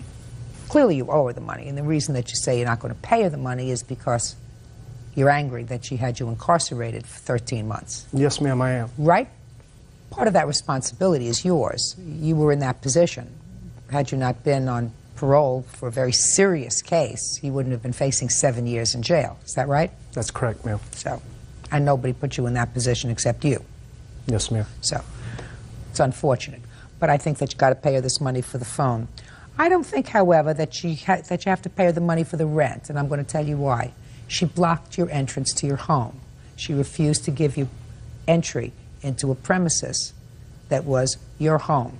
She not entitled to any rent for that month. Do you understand? Mm-hmm. Good. Judgment for the plaintiff, not in the amount requested, which is $880, but $678.20, which is the amount of the phone bill. That's all. Parties are excused. You may step out. I can be thrown in jail for doing nothing, basically, and then lose a year income and then still have to pay her money. I'm a bigger person, and I allow him to see our son without the fact that he hasn't paid me any child support, so I'm going to get along with him as best as I can for the sake of our son. And now the next case. All parties in the matter of Cox versus Davis. Step forward, please. 21-year-old software tester Cameron Cox is suing her ex-boyfriend, 25-year-old bartender Jeremy Davis, for the balance on a car. Jeremy is countersuing, accusing Cameron of cashing 2 of his paychecks. Ms. Cox, how long did you date Mr. Davis? We met in November, we started dating in December, and we broke up in May. And when did you decide to put a car that he wanted in your name and put down the deposit? In February. So you knew him less than 2 months? Well, we had been friends since November. You dated him for less than 2 months. You had a relationship with him for less than 2 months when you decided to do that. What do you do for a living? I'm a software tester. So you're an intelligent gal. You have skills and all that stuff? Ever watch this court before on television? Are you paying attention when you watch? Huh? Yes. Well, I'm paying good attention. Because according to what I read here, what you did was, he wanted to buy a car, he had lousy credit. You said, okay, put the car in my name, which means the loan will be in your name. I'll put down half the down payment, $3,000. You pay for the car, you pay for the insurance. And that was the deal that you say you had with him, right? Yes. And then a few months later, the romance is over. He takes off, leaving you with the car, which was repossessed. You say it's not your car. You had nothing to do with it. The car was repossessed. It's her problem because the car wasn't in your name, the loan isn't in your name. You don't know why you're here. Is that right? Right. See what I mean? And you say, Mr. Davis, not only that, but she took 2 of your commission checks. Correct. And forged your name to 2 commission checks and cashed them, and you are counterclaiming. How much were the commission checks? It was $580. Can I see that, please? Yeah. Sure.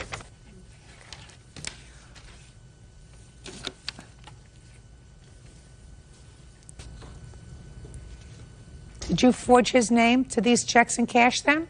Only one of them, with his permission. Okay, which one? I don't know. One is dated 4/11, one is dated 4/18. It was the last one.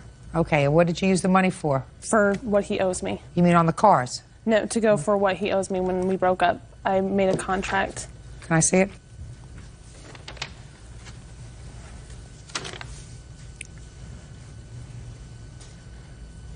Did you sign a note that you promised to pay her all this money? I don't remember signing anything. Well, show it to him. See? There you go. Now, did you sign that? And Ron was a witness to it. Oh, that's not my signature, Your Honor. Okay. All right. It's not his signature. So let's go further, Ms. Cox. This says that he owes you half the down payment for the Explorer, which is $1,500. Correct. Okay? I'm not even playing around with the rent or half the bills or anything else. Sticking to the car. Could I say something, Your Honor? Now, I'll get you in a second. The time in February when you got this Explorer for him, did you have a car? Yes, I have a car fully paid for. What kind of car do you have? I have a Toyota Celica. Is that what you have now? Yes. What year car is that? 2000. Is it correct, Mr. Davis, that at the time that you and Miss Cox were dating, she had a Toyota Celica, 2000? What word didn't you understand, sir? At the time you were dating, did she have a 2000 Toyota Celica? Yeah, she did. And in January of 2002, what kind of car did you have? I have no car. Ah, perfect. Now, so you had no car in January. Now, I want you to think very carefully, Mr. Davis.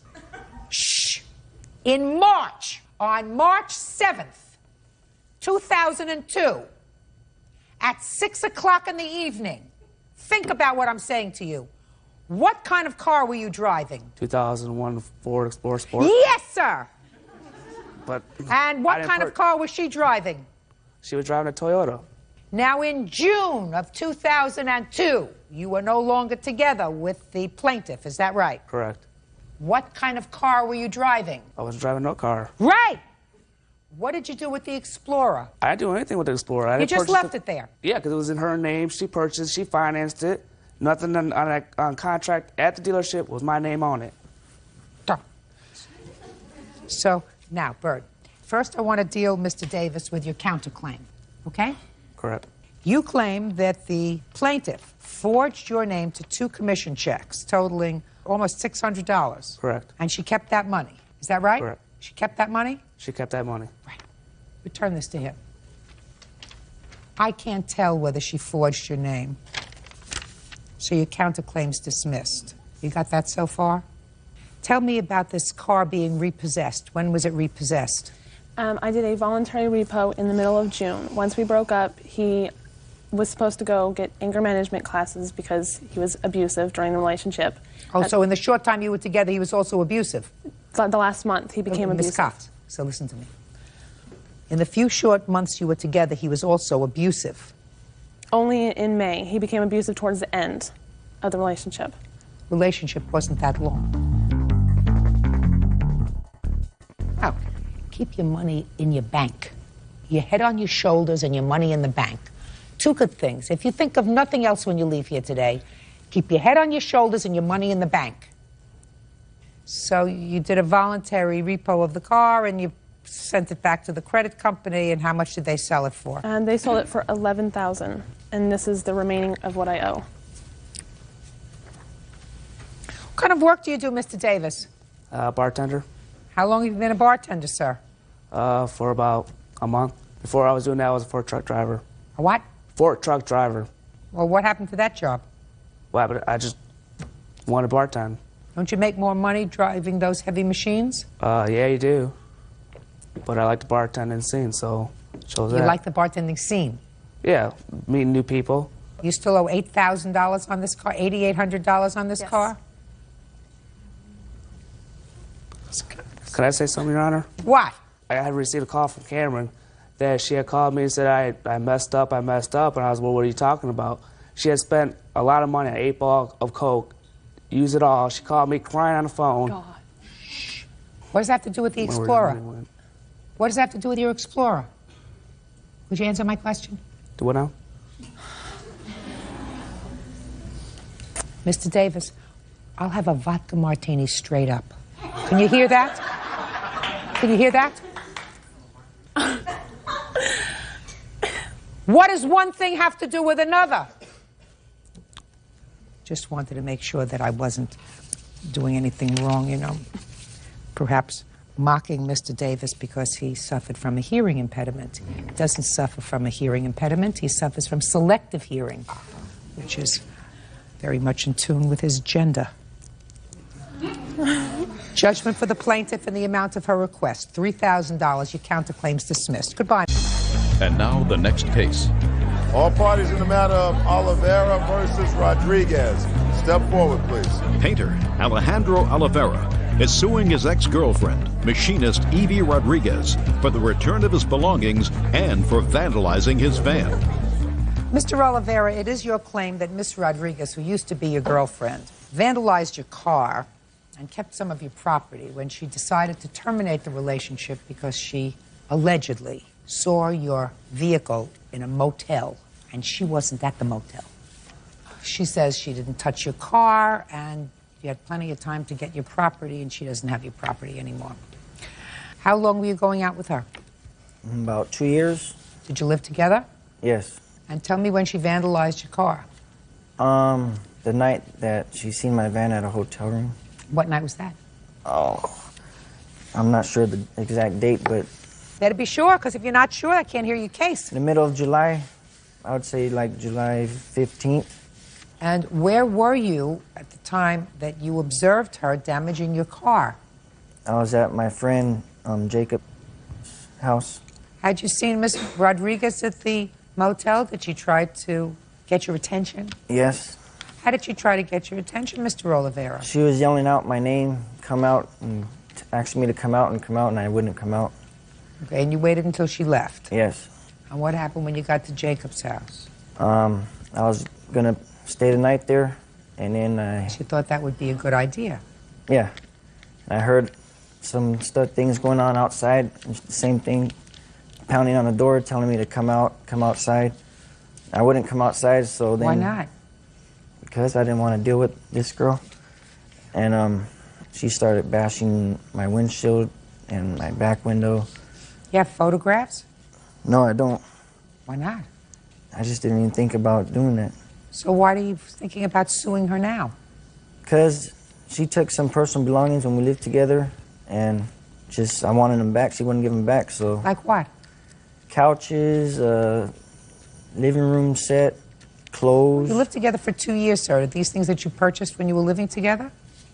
No, I had them prior. When, for the first time, did you ask her for this property? After we separated, and... Well, you separated, I assume, on July 15th. Sure. Yeah. The day after. I asked her, I'm gonna go get my stuff. She had already locked the doors. Then one day after that incident, she had threw all my things outside and said I better go and get them before somebody takes them. Real cases, real people. Judge Judy. Alejandro Oliveira says ex-girlfriend Evie Rodriguez won't return his personal property. Why didn't you go over there? I was just drinking and I didn't want to drive, so I waited till next day. Oh, and what happened to all your stuff? They were there, and I took the things I can, like small things, but I couldn't carry couches and the bigger things by myself, so I just waited. Yeah. And I told her to put the stuff back inside, and she refused to. Then she said they got stolen, but I know she took them because I seen them at her sister's house when I peeped through a window. So the couches in her sister's house? Yeah. Does your sister have his couches? No. No? Who has his couches? I told different people that there's stuff outside. If you want it, go get it. That's good. Well, that's good. So they took him. Yeah. They came and they took it. Yeah. Did you bust his windows on his car? No. You didn't bust You had a right to. You had a right to, in your own mind, I'm sure you thought, right? I'm not the kind of person to do that. So. Well, what I don't understand, Mr. Oliveira, is that if somebody vandalized my car like that and you want them to pay for it and you want to bring a lawsuit, you take a photograph of what the car looks like. True, but at the time it happened, I didn't even think about taking it to court, you know. So what do you want me to do? Actually, I just want to get my couches back, and she doesn't have your couches. She does have them. No. She told somebody, she put your couches out along with all the other property. You said you came by, you didn't come by that night because you'd been drinking. You came by the next day, you took some of the things that you wanted. She says, she called all of her friends and says, there's a bunch of junk outside. If you want to come and get it, you come and get it. Maybe her sister wanted the junky couches. She came and got the couches. She has no right to give things away. That's not hers anyway, so... Yeah? She shouldn't have did that in the first place. That's not right. Just a second. You shouldn't have given away the couches if you gave them away. I'm telling you. She shouldn't have. What were you doing at the motel? Just partying, whatever. Really? The night before, this happened on the 15th of July. On the 14th of July, where were you? I was there at the apartment where we lived at. Yeah. Did you have dinner together that night? Sure. Do you have children? Nope. Do you have children? I have one. How old is your child? He's 12. Does he live with you? Yes. Oh, I have 2 children, but not with her. So you have 2 children? Yes, I do. I thought you meant if I had some No, with her. no. Not with her. No. And not with the person you were in the motel with, I assume. No. Judge Judy continues in a moment. So, did you tell Miss Rodriguez that you were going to spend an evening in a motel with somebody on the 15th? Nope. Why not? We were having troubles at the time. We were breaking up. Really? So, when did you tell her that? I never told her. It just things were happening. Mr. Oliveira, you have no pictures of your car vandalized. So I can't tell, A, if it was vandalized at all, and B, whether she did it. She did do it. I just thought she would come up to it and say that she did because she knows she She's not. did. And as far as your property is concerned, she called you and said to you, oh, by the way, you still living in the same apartment or the same house? I moved out. And you didn't move back into that place, did you? No. Where did you go to live? At my friend's house, where the night that At she came and Jacob's broke in. house? Yes. You're still living there at Jacob's? Yes. No, you're not, Mr. Oliveira? I am. Full time? What do you mean full time, Mom? You sleep there all the time? Yeah. Every night? That's where I'm staying at now. Uh-huh, right. So you paying any rent to Jacob? It's not, well, it's not actually his house, it's his mother's house. But Oh, really? yes. So you have your own room there? I sleep on the couch, or if nobody... Oh, just a minute. So she has a couch? She has a couch. So where are you going to put these couches when you get them?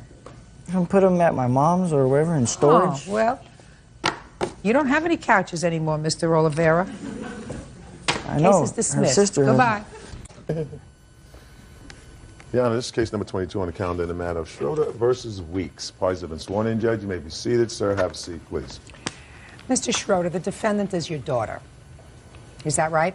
Yes, ma'am. I'm having a little bit trouble hearing you. Okay, I will speak louder. Your wife passed away recently, Yes. and it is your claim that your daughter took certain jewelry of your wife's that you would like back. Yes, ma'am. That's what this claim is about.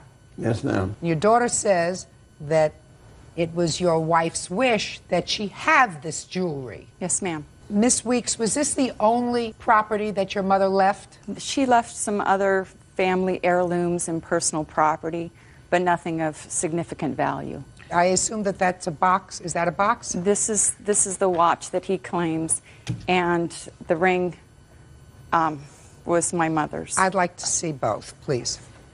Were your parents, Miss Weeks, estranged at the time of her death? Yes, ma'am. Why? Well, in September of 1999, my mother was placed in an adult family home. What was her illness? Her diagnosis was multiple sclerosis at that time. And she was falling a lot. She was being left alone a lot.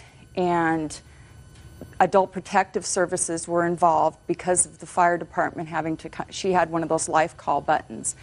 And the fire department was called to the house quite frequently to pick her up, and they felt that she was in a neglectful situation because she was not being properly cared for. And so Adult Protective Services started searching for alternative living arrangements for her. And according to the complaint that I've read and your answer, there came a time around 1999 where you were given by your mother power of attorney. That is correct. Subsequently, in 2000, you were appointed her guardian. That is correct. Was her diagnosis ever modified from multiple sclerosis to something else? Not officially, no. All right. Now, what I found interesting about your answer was that in 2000 you were in fact appointed her guardian. Yes, ma'am. Because the court found that she was unable to take care of herself and make decisions for herself. That is correct. When was it that your mother told you that she wanted you to have this jewelry? October, November of '99. Did you take the jewelry at that time? I did. And later, early part of 2000, she asked for me to give her back her ring because she wanted to wear it. And she wore it until she died? Yes, ma'am. I do not want to get involved in, because I don't think it's necessary to estrange the two of you any further. Do you have siblings? Yes. How many? I have 3 brothers and a sister. Are you in touch with your other children, sir? Do you have any contact with your other children? Pardon me? Do you have any contact with your other No, I children? don't. So you have no contact with any of your children? And I have, even my youngest boy got up and left at the funeral when my wife, her services were.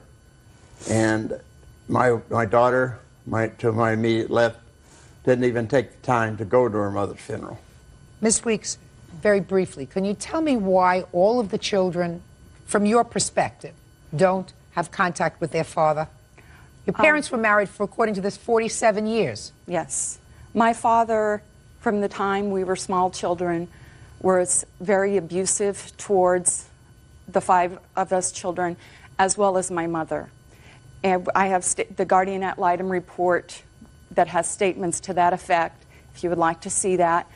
And he was never supportive of any of our decisions or anything that we felt we wanted to do, and was very mean, has said very mean and hateful things towards my middle brother, to the point where so it's a whole history. Yeah, it's a very, very long and sordid history. But Ms. Weeks, doesn't it strike you that in early 2000, your mother wanted her wedding rings back?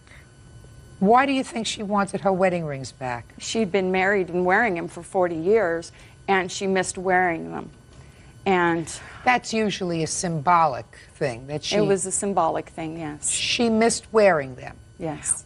I understand that you had gotten a protective order so that he didn't go to the nursing home after a certain point. At what point did he stop going to the nursing home? In February of 2000 is when the order of protection was put into place due to his behavior when he did visit her and phone calls that he made when he called her there.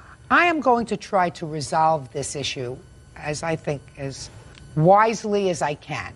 Your mother gave you this watch in 1999. No, the watch, Bob gave her that watch late last year. If he wants that watch back, he can have that watch back. That watch has no significant sentimental value to me whatsoever.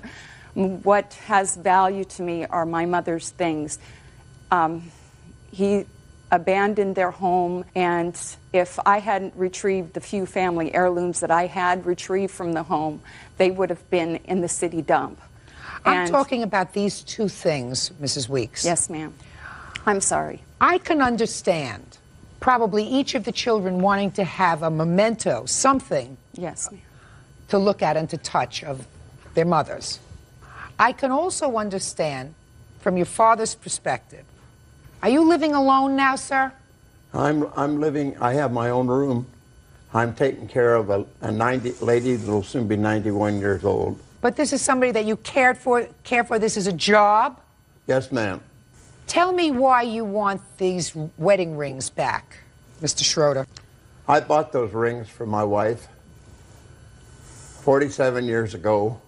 I gave my wife the first ring at her home at East Indiana when I was invited to supper by her mother, who has has passed away. I feel I'm entitled to these rings. I paid for them. Since my daughter has made such terrible accusations about me, which are all unprovable, and I feel that I should have the rings and the watch back, plus other things that she took out of the home. We're not talking about other things, All right. Mr. Schroeder. We're talking about the ring watch and the watch. Yes, ma'am. and the rings. Now, let me ask you this question, Mr. Schroeder. Yes, ma'am. If you had to make a choice between the watch and the rings as a memento, which would you want? I want them both, Your Honor. I paid for them. That's not the answer, sir.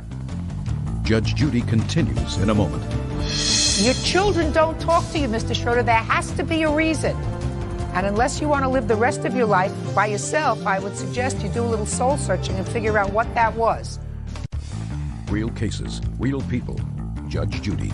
Robert Schroeder says his daughter, Julie Weeks, won't return his late wife's possessions. Julie says it was her mother's wish that she have the items. Are they of equal importance to you? Yes, ma'am. You feel the same way. One was a gift to your wife. Yes, ma'am. Are you telling me, Mr. Schroeder, that each of these items are as important to you as the other? Yes, ma'am. Now, I'm going to ask you the same question, Miss Weeks. If I were to ask you which of these items, memento from your mother, is more important to you, which would it be? It would be her ring. I wear it every day. Give her, Miss Weeks, the ring. Give Mr. Schroeder the watch. Mr. Schroeder, that was the wrong answer, sir.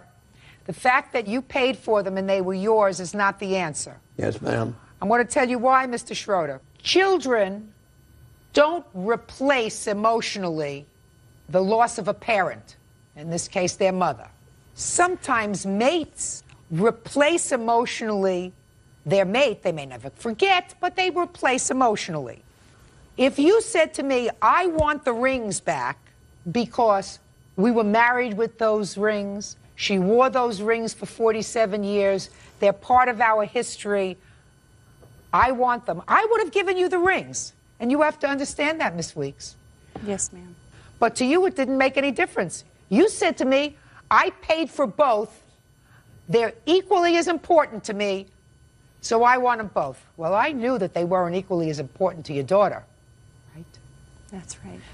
You have the watch, you have the rings, you probably never make up, I assume. Is that right? That is correct, ma'am. I assume so. That's very sad, but it is sad. You're a grown-up adult, and he probably is a lonely old man who doesn't have at this point in his life the support of his children or his grandchildren. I assume you don't see your grandchildren either. No, I have a call regularly from Mary Ann in Florida. Well, Mr. Schroeder, you should do a little Mary bit. Ann is Julie's oldest daughter. How old are you, sir? How old are you? 70 years old. Well, that's not so old, Mr. Schroeder. There's still time for you to try to do something to get back into the good graces of your family. But you also have to look at yourself and say, what is it that I did over the last 45 years to my family that makes them all cut me off? Your children don't talk to you, Mr. Schroeder. There has to be a reason. And unless you want to live the rest of your life by yourself, I would suggest you do a little soul searching and figure out what that was. Thank you very much. The case is over. Parties are excused. You may step out. I've tried to be kind to Bob. I've tried to show him care, and every time I open up and try to be kind to the man, he is hateful towards me. I hope that someday that I can get to a point where I can see my grandchildren. He has made the decision about his family. And now the next case. All parties in the matter of Hastava versus Lupo, step forward, please. 21-year-old accountant Nicole Hastava is suing her ex-fiancé, 26-year-old mechanic Christopher Lupo, for his share of a wedding that never happened. Mrs. Hastava, you and the defendant have been engaged to be married. And according to your complaint, you broke the engagement for whatever reason. And you had an agreement with the defendant that you were each going to contribute to the wedding. Correct. You put down certain deposits on things for the wedding, and when the engagement was broken, the defendant refused to pay you half of the deposits, which was your agreement. In addition, you purchased a wedding dress that you claimed that you stored or left at the defendant's mother's home that he refuses to return to you. Mr. Lupo says that you did have an agreement that you were going to share the costs of the wedding, correct? Yes, correct. But when you broke the engagement, you kept everything. I don't know what everything is. And in addition, you kept the engagement ring. Correct. So he's not paying for anything, right? Exactly. Okay, so you really want the engagement ring back, right? Yeah. Yes. You're a quick learner. Did you want your dog? No, she could keep it. Just the point, like, if I wanted to take it back, she wouldn't have gave it to me anyway, but, you know, she can keep it. Mr. Lupo, do you want your dog? The answer is no, she could keep the dog. She could keep the dog. But you want your personal items back? Yes. And the engagement ring? Yes. Okay. Do you have his personal items? It's not an answer, I madam. do have some of his clothes at the house. Well, tell me, what do you have? Maybe some sweatpants. I mean, it's really nothing. Do you have a jacket? I didn't see the leather jacket. I did look for it, and I didn't find it. Now, where's the engagement ring? I have the engagement ring. I told him I'll give it back to him. I have no problem giving it back to him as long as I get the money for the from the deposits. But I did pay $300 towards the engagement ring, and I have that also. Did she pay some money towards the engagement ring, Mr. Lupo? Yes, she did. How much was the ring? $2,700, $2,500. I'm trying to resolve this, Mr. Lupo, and I don't want you to. I don't want you to think that this is an interview for The Sopranos. Do you understand? It is not. It is not. So we're going to try to behave like this is a courtroom, and this is a serious piece of business. She has the receipts. Mr. Lupo, do you understand what I'm saying to you, sir? Yes, I do. Yes, you do, because I'm sure that you don't talk the way you're talking to me if you go and you're talking to a priest. Do you understand? You understand? You try to act respectfully, which is exactly what I expect. I expect you to act as if you would talk. Strike that. I expect you to talk as if you were talking to a doctor who just told you that he thought you had a terminal illness. Okay? Does that settle it down for you? Yes. Good. Perfect. Now, how much was the engagement ring, sir? It was around $2,700. Is that correct? I wasn't there when he bought it. Fine. Is it a nice ring? Do you have it with you? I don't have it with me, no. Fine. $2,700. And she gave you $300 towards the ring? Yeah, because she wanted to change the diamond. Yes, that's right. Yes. Yes. Next time you get engaged, sir, don't let your fiancé give you anything towards the ring. It's tacky, especially when you're spending so much for the ring. Well, I thought she would have been happy with the diamond I gave her, but she wanted to change it. So. That should have been something that gave you a ding-a-ling, ding-a-ling, ding-a-ling. Okay. So far we're down to $2,400 that the ring was worth. Now, how much were the deposits that you put down? Half of it is $2,100. Okay, $2,100. $2,110. And does your mother have her wedding dress? I'm not sure.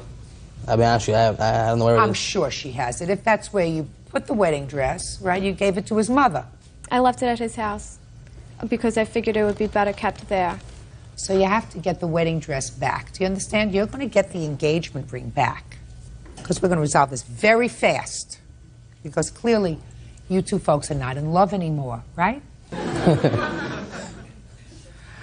Well, at least if you are still in love, you're going to start at ground zero so that you can start building on this lovely relationship again if you so choose. Once you get back the engagement ring, you don't want to give it to anybody else, so you're going to sell it. Then you'll have some money to give her back for the deposits. Is that reasonable? That's reasonable. There you go. Look how happy you are. Now, you're going to look very, very hard for his personal property. You have some sweaters that belong to him. He's looking for his jacket. He wants his jacket back in addition to the engagement ring. Clear? Yes. Now, you are going to get your $2,100 24 hours after he gets his clothes and his engagement ring. Do you understand? Yes. You're going to give her the $2,100 as soon as I get my stuff, she can have it. No problem. And you're going to get your stuff 5 days from today. 6 days from today, she gets her $2,100. Sounds good. Happy? Yes. Happy? Can I just ask one question, Your Honor? Yes. What about the $300 that was put towards the ring? I didn't include that with the... No, just a second. Oh, okay. You're absolutely right. Because he's getting it back. So we have to add that on to the $2,100. Okay. Is that fair? Sounds fair. By the way, just for my own interest, why did you put $300 towards the ring? Is it true you wanted a different stone? We changed the diamond. You wanted a different diamond. Not we changed the diamond. He doesn't know anything about diamonds. Trust me, he knows nothing about diamonds. It looked nice. It looked nice. It looked nice. You wanted a different diamond, Yes. right? And he agreed. Yes. Fine. Then you agreed. Nice guy. So, $2,400. What else? My records, my DJ equipment. Everything that belongs to him. I'll give him everything back. You give I don't him have a everything problem back with that. because one day after he gets everything back, you I'll get your get my money. Exactly. Otherwise, you don't get your money. Right? Yes. Right? So now he's going to get everything back. Goodbye. Good luck. Have a happy life. And now the next case. All parties in the matter of Messerman versus Johnson. Step forward, please. Pet grooming business owner Linda Messerman is suing her neighbor, camera assistant Peter Johnson, for starting a fire in her kitchen. Miss Messerman, really the defendant was a friend of yours because you asked him to house sit and pet sit for you when you were going on vacation or someplace out of town. He said he would be more than happy to do that. He would stay in your apartment. You were not paying him for that service. Is that correct so far? Yes, correct. That correct so far? Yes. He stayed in the apartment while he was there. He did some baking, caused a fire. He says because he didn't know that you had two ovens. One of the ovens you used for storage. And when he lit the other oven, both ovens went on. The other oven went up in flames, causing the fire. Correct. Right? And therefore it was an accident. And an accident that is partially her fault because she shouldn't have been using the oven for storage. Is that right? Correct. You had two ovens? I had two ovens, Your Honor. One of the ovens you used for storage? Yes, for pots and pans only, and baked goods, because I never use my ovens. I'm a Jewish woman, I don't cook.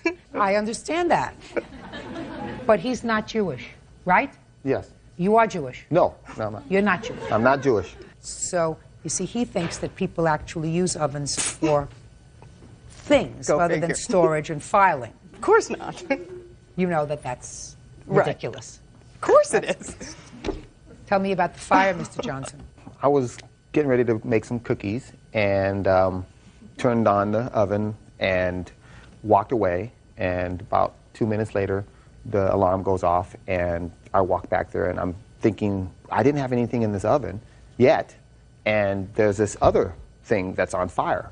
And I'm like, oh my God, I got an inferno going on. So it was like, I don't have anything to put this thing out with, so I have to call my brother. So luckily, we live next door, and so he brings the fire extinguishers, and we put the thing out. And basically, that's it. Can I see photographs of the kitchen, Yes, please? many, many. I have photographs of the walls, the soot, the carpets, the ovens, just, it's a nightmare. Okay. Listen, it's an accident. It's really an accident caused by cultural differences, cultural and religious differences, right? Well, it was very obvious that it was a double oven. I mean, What she said was absolutely right. unfortunately, yes. It's an accident. He didn't mean to do it, right? No, of course he didn't Okay. mean to, but it was a double oven, and he He's didn't responsible. notice. He's it at was- least partially responsible. You don't keep flammable stuff in an It's oven. not flammables. It was pots and pans and stuff that I would use in the oven had I actually used the oven. No. It had to be flammable because it caught on fire. Yeah. Therefore, it's flammable. Correct. So there is I'm stuff assuming here. there's some plastic or something. Plastic that something, caught on yeah. fire. Right, that didn't belong in an oven. It's my mother's now, fault. What I don't understand, Mr. Johnson, is that there are two ovens here, correct? Correct. You could have opened up the ovens and taken a look inside. You know, I really didn't see That's it. your fault that you didn't see it. One's on top of the other. It's not hiding. Well, they didn't have like two knobs. I just saw the one, and I figured it was just one oven. But that was a mistake. Okay, It was a mistake that contributed to this fire, right? I guess. You feel no responsibility whatsoever? Well, I feel bad about it, and you know, I truly do. I feel really bad, but it's like I didn't intend this to happen. Your responsibility, you believe, is limited to how badly you feel. No, I feel that I did a bad thing, but it wasn't, like I said, an intentional. Absolutely not. And she also didn't intend to have the stuff that she was storing in the oven ignite and cause all this damage. It was stupid of her to keep stuff there that was flammable, and it was stupid of you to turn on an oven until you looked in both places and figured out what was in there. Now, Ms. Messerman. Yes. You have homeowners insurance? Actually, my father had been telling me to get it and get it and get it, and I have not gotten it yet. I know. Well, that's very foolish, Ms. Messerman. I know. Now, do you own or rent this apartment? I rent. What about the landlord? What is the landlord doing about your problem? The landlord actually is a whole other story. I have lived there for 7 years, have never had a problem. Now So they he's want to letting evict you- me. Yes. They think I'm negligent. I had to hire an attorney to keep my home, which is still in progress right now because they're trying to get rid of me because of the fire, thinking that I'm such an idiot that I cause fires. Well, you're such an idiot because you kept your files and stuff in your oven. Yes. You didn't understand this cultural thing. Right. It's my mother's fault. Well, as far as I'm concerned, that each of you are responsible for this problem. You, because you allowed a situation to exist in your home that was capable of causing a problem, and you, because you didn't look first. You understand? Correct. So you're suing for $3,000, and I'm giving you judgment for $1,500. The other part of it is your fault. Don't put flammables in an oven. You don't have to necessarily cook in an oven, but you don't put stuff in it. Sure. Thank you. Goodbye. Thank you very much. It's number 170 on. And now the next case. All parties in the matter of Barnett versus Jimenez. Step forward, please. Teacher Eileen Barnett is suing her former roommate's boyfriend, 25-year-old electrician Adrian Jimenez, for crashing into her car and her home. Miss Barnett, you know the defendant because somehow you live in the same house that his girlfriend lives in? Yes, I rent a room to his girlfriend. You're not going to have to say much because I really need the explanation from Mr. Jimenez. According to your complaint, your car is parked in front of the house. Mr. Jimenez was coming to visit his girlfriend. He pulled into the driveway, I guess, of the house and hit your car. Your car then proceeded to roll into the house, causing a substantial amount of damage to both your car and the house. Yes, ma'am. You're suing for both. Yes, I am. Okay. Mr. Jimenez acknowledges the fact that his car, according to him, tapped. Is that right, Mr. Jimenez? That's correct. Tapped your car, and as a result of that tap, it went into the house. He, however, says it is not his fault because you left your car in neutral and parked it in not a great spot. So therefore, she is responsible. Is that right, for her car going into the house? Now, I want you to be quiet, Mr. Jimenez, because I'm going to ask you a series of questions. You see that picture that's right in front of you? Yes. I want you to keep looking at it. I want you to stare at it, sir. Did it move? Not yet, no. How long do you think you can look at that picture until it moves? Not long enough. Now, let's say you take your finger and tap the picture. Just tap it a little bit. See if you can get it to... See how it moved? It budged. Just a second. You see how it moved? Yes, I did. All right. Her car may or may not have been parked in neutral. Her car may or may not have had the emergency brake on. That is not the reason the car moved. The reason the car moved is because you hit it. Do you understand? Like the picture moved, not because you were willing it to move, but because your finger touched it. Okay, I even gave her money towards the payment, okay, for me to be able to fix it. I told her, my estimate, okay, for my friends, I can get it paid, work done for $100, give or take. Yeah, it's just a minute. Go ahead. So? Now, when I went to her and I gave her that money, and I asked her for a receipt, she didn't. She told me she wasn't going to give me one. What more can I say? Can I see the photographs of the damage, please, first? Okay. He gave you $100. Right here is the photograph of the driveway where he veered off right before he hit the rose bushes. That would be right before the Could house. I see a picture of the damage, please? Okay, and right here is rose bush damage. Damage to the house. That is the damage to the house. Mind you, the wood and the grate were not on there. They were put on there for fear of burglary afterwards because there was an open hole in my house. Your Honor. Due to the fact of my car, after being pushed by his car Rose bushes. into my house, took out the whole window. We had to remove the bay window. Okay, now can I please see the cost of replacing the bay window? Okay, this is the cost of the bay window alone without the labor. Okay, I'm having a relative install it, so... Okay, shh. Now, Your Honor, she was already having her house remodeled, okay? When her car went into the house, did it go into the bay window? Went right underneath it. Did it break the window? No, it did not. It didn't? And it didn't, and it already had the fence on it. That is a lie, Your Honor. Just, of course it is. You mean she just put this wood up in front of where the window was for no reason? You know what? I don't know why she put the wood there, okay? The railing was already there. The window No. didn't break, otherwise I would have seen glass. That is another lie, Your Honor. Okay. Now, if my truck hit her car with the force and momentum that she Now, said... can I please see the damage to the car? Can I see photograph of the car damage? I do not have the photograph of the car damage because I was under the assumption that he was going to pay for it. So it was already fixed, and then he denied payment. He told me to go ahead and get an estimate, and I went and got it fixed. And he's saying he can go to pick apart and fix my car for $100 when there's clearly a lot more damage to the car than that. Because the front bumper hit the front of the car, and the right rear bumper was hit by his car. Yes. So it was damaged to both ends. And for $100, he smacked down the table. He said he could fix it and pick apart for that kind of rear damage. bumper, which is what I'm responsible for. No, you're not. Why not? That's Because what I did. hey. That's what homeowner's insurance is for. Listen to me. Listen to me, sir. You're entitled to the damage you caused. I was parked halfway on the driveway.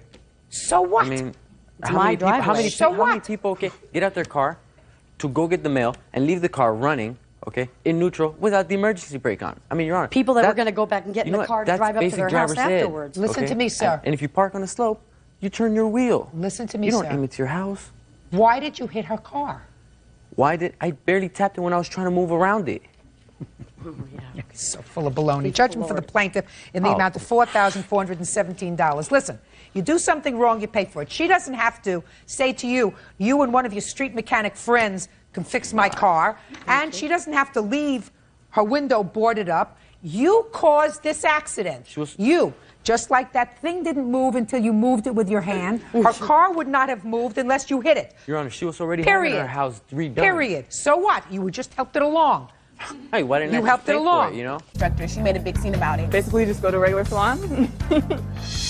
And now the next case. All parties in the matter of Hart versus Hart. Step forward, please. 63-year-old salesperson Carol Hart is suing her granddaughter, 23-year-old Krista Hart, for a down payment on a condo, a loan for bail, and the cost to repossess a vehicle. Mrs. Hart, the defendant is your granddaughter. Yes. And your claim has several pieces to it. That's right. One involves a car that you purchased for your granddaughter. She was supposed to make all the payments, pay the insurance. She didn't do that. You repossessed the car. You want the cost of the repossession of the car. That's the first part of the case. Then you say that you gave both your granddaughter and your grandson, her brother, the down payment for a condo. And the idea was that they were supposed to act appropriately, responsibly with the condo so that they could use that condo at some point to sell, and each of them could have their own place, but they would have a little bit of money because you have a child. That's correct. After they moved in, you made a gift to them of the money. That's true. Then you say you took that back because your grandson got a girl pregnant and they didn't do what you had intended to do with this condo, so you want the down payment back. The third thing is her brother was in jail. She called you and said, I need $500 to bail him out of jail. You made her a loan of the $500. $300. Okay, $300 for bail for your grandson. Right. And he got out of jail, and she says, get it from him. So it's those three things, the car, the condo loan, and the bail money. How much are you seeking from her for the amount that you had to spend to repossess the car? $77 is all. Well, that's I know. nonsense, and that happened almost a year ago, right? Well, just a year ago, yeah. Okay. Well, that's $77. I gave her is plenty nonsense. of time to pay it back. I just put in her Forget hands it. 10. All right, let's forget the car from a year ago, $77. All right, Miss Hart, let's get to the condo. How much did you loan her for the condo? Each of them $3,000, total of $6,000. Okay, so she put $3,000 in on the condo. Right. And when was that? That was in 98. That would be September of 98. And at what point, Mrs. Hart, did you say to them, now the condo is yours, it's a gift? They moved in on Halloween, and that was at Christmas that we said that. So you don't have to pay us back the money? Right. Okay. Christmas of 98, you forgave the loan. Yeah. And then what happened? Well, then, but there was the understanding that they would use that either, as you said, for each of them to go their separate ways and for a house or to go for a bigger one together. Then her brother, after that, got somebody pregnant, and he wound up moving her and her child and the new baby into the condo, which was too small. There was 6 people, counting Krista and her son. I'm sure it was difficult. The girl doesn't speak English. It was a small, cramped place, and I'm sure it was really hard. But I think it was in January that Krista just blew it one night, and she called me all night long, waking me up, throwing them out, having a fit. Now, she got very mad at me for not coming over there and doing something. I haven't heard anything about this loan that was forgiven in Christmas time. Well, it was still owed. They were still in the condo, all of them. Of course, I understand that. But then this was in January, she threw them out. Who threw who out? She tried to throw him out, and she just left the next day. Okay, so who's living in the place now? Nobody. They sold it. That's the point. Okay. So they sold it. The money was not used for the purpose intended. Just a Neither second. of them worked for a while. Just a second. How much did you get from the sale of the condo? Round figure, my portion would have been somewhere close to $4,000, I want to say. Did you get that money? Yes, I did, but Good. I should also mention that it wasn't sold. The sale was not final until April. The 4 previous months, from January when I moved out until April, my brother, I told him since I was not there, would be responsible for the mortgage payment, which he told me he was. And he didn't pay? He did not. So I used my portion of the money that we got from the sale to pay off the mortgage, the telephone bill, which was in my name, the gas bill. He hadn't paid any bills. The stuff that was in your name, but your brother had to pay. Your brother had to pay part of it out of his portion of the sale as well. From the mortgage. I'm just talking the mortgage, not the bills. Yeah, the mortgage, yes. Yes, of course, because they took that right off the top. Yeah, exactly. Of course they did. You didn't say, well, let her pay, and the bank said, okay. They took that right off the top. So Yes, they how much did you clear after both you and your brother paid off the mortgage? I don't know, probably close to, $2,500, $3,000. I can't remember the exact And what did you do with the money? That was the telephone bill, the electric bill, the gas bill, the association due. Oh, no, that was paid through the close of escrow also. My brother's car payment, he was delinquent on his car payment. He couldn't get to work. Come on, Ms. Hart. I mean, I'm not stupid. If your brother's not paying any of those bills, then why in the world would you pay his car payment if he's getting $3,000? Well, because he blew his money on God knows what. No, you didn't. You didn't pay his car payment. I don't believe that you're that stupid. I really don't. That doesn't mean that your grandmother's entitled to her money back. You can't make a gift back into a loan. You cannot say, now I want the money back because it was not used for what I intended it to be used for. Now I want it back. You cannot do that, Miss Hart. Now let's get to the bail. Did you agree to give your grandmother back money for the bail? Yes, ma'am, I did. So why didn't you give it back to her? My brother had told me that he had taken care of it. Your brother is a liar. I mean, if I believe you, then your brother is a low-life, pun scum liar. He was for a while. Yes, ma'am. Right? Yes. Your grandmother tells you that she has not received the bail money back. Oh, I didn't find out about that until she mailed me a letter, I want to say like maybe a month later, because he had told me that everything was cleared, and we weren't exactly on speaking terms at the time, so I was not aware of the fact that it was not paid back until But about now a month you later. know. Mrs. Hart, your granddaughter owes you $300 that she borrowed in order to get her low-life brother out of jail. If half of what you tell me is true, either you're the best sister in the world, the dumbest, or the biggest liar. I'm not sure which one. Judgment for the plaintiff in the amount of $300. $300, excuse me. Guys, this is case number 156 on the calendar in the matter of LaDante versus Davis. Parties have been sworn in, Judge. You may be seated. Gentlemen, have seats, please. Ms. LaDante, it is your complaint that the defendant... What is that vacuum cleaner doing here? That's my vacuum cleaner that's busted right now because my hair is inside of it. Could we do something with that vacuum cleaner and take it away, please? Or just put it so I don't look at it. Props I don't need. Thank you. All right, Ms. LaDante, it is your complaint that you had a hair process done by the defendant, and as a result of the faulty process, you're losing your hair. You want him to pay $5,000 for the treatments you're going to receive over the next 5 years, et cetera, et cetera, et cetera. The defendant is counterclaiming because he says you stopped payment on the check and never complained to him about the process. That's what the case is about? Yes. Yes. Okay. How long had you been going to the defendant's salon for service? Almost a year and a half. And he had done work for you satisfactorily before? Yes. What kind of work? Extensions put in my hair in a bonding process. Explain that to Bird. It's He a doesn't powder understand and it. a glue that you put into your hair to make your hair fuller and longer. You put glue into what part of your hair? Your scalp or your... No, it's put into my hair, into each strand. Okay, and he's been performing that service for you for well over a year. Right. And you've had no problem? No. Good.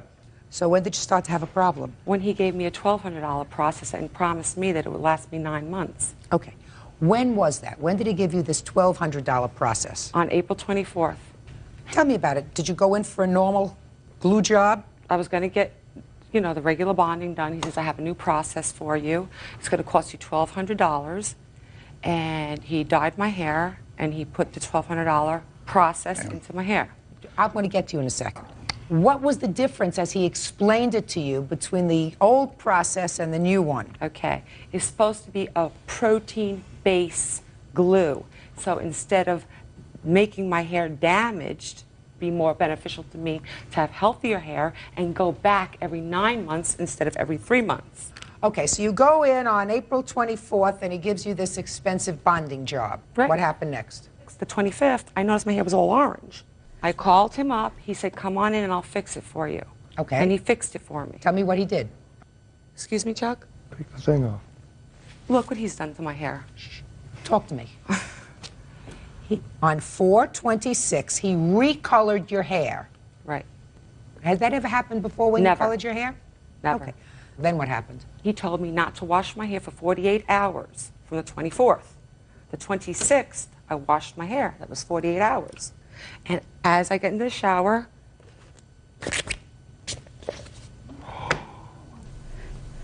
don't be dramatic. I'm not being dramatic. There's It's only very one drama gal here. Are I'm not- those the extensions, or is that your hair? They're both. I have pieces here from the root. Your Honor, I'm just very upset, emotionally upset. There's no way. I'll show you, Greg. It's that far. When I attach it that far, Okay. an inch from the scalp. Well, Bird, I'm not going to ask you to do this. You ripped out my hair. Miss LaDante. Did she wash it with This is my roots. dog shampoo, or did you wash it with That's the a shampoo? conversation. Mr. Davis. Mr. Davis. Okay. Now, in all that clump of hair that you have over there, you picked out one piece, and you showed me that that was a root. Are there any other hair strands there that you can identify as your natural hair? Yes. Just take out what you can identify as your natural hair, madam. And then I will see if I can identify it as natural hair. Perhaps Mr. Davis can. Shall I give it to him? No, bring it up here. Because Bird doesn't want to go touch that. Bird doesn't like to touch those things. There you go. Okay. See my Okay. roots?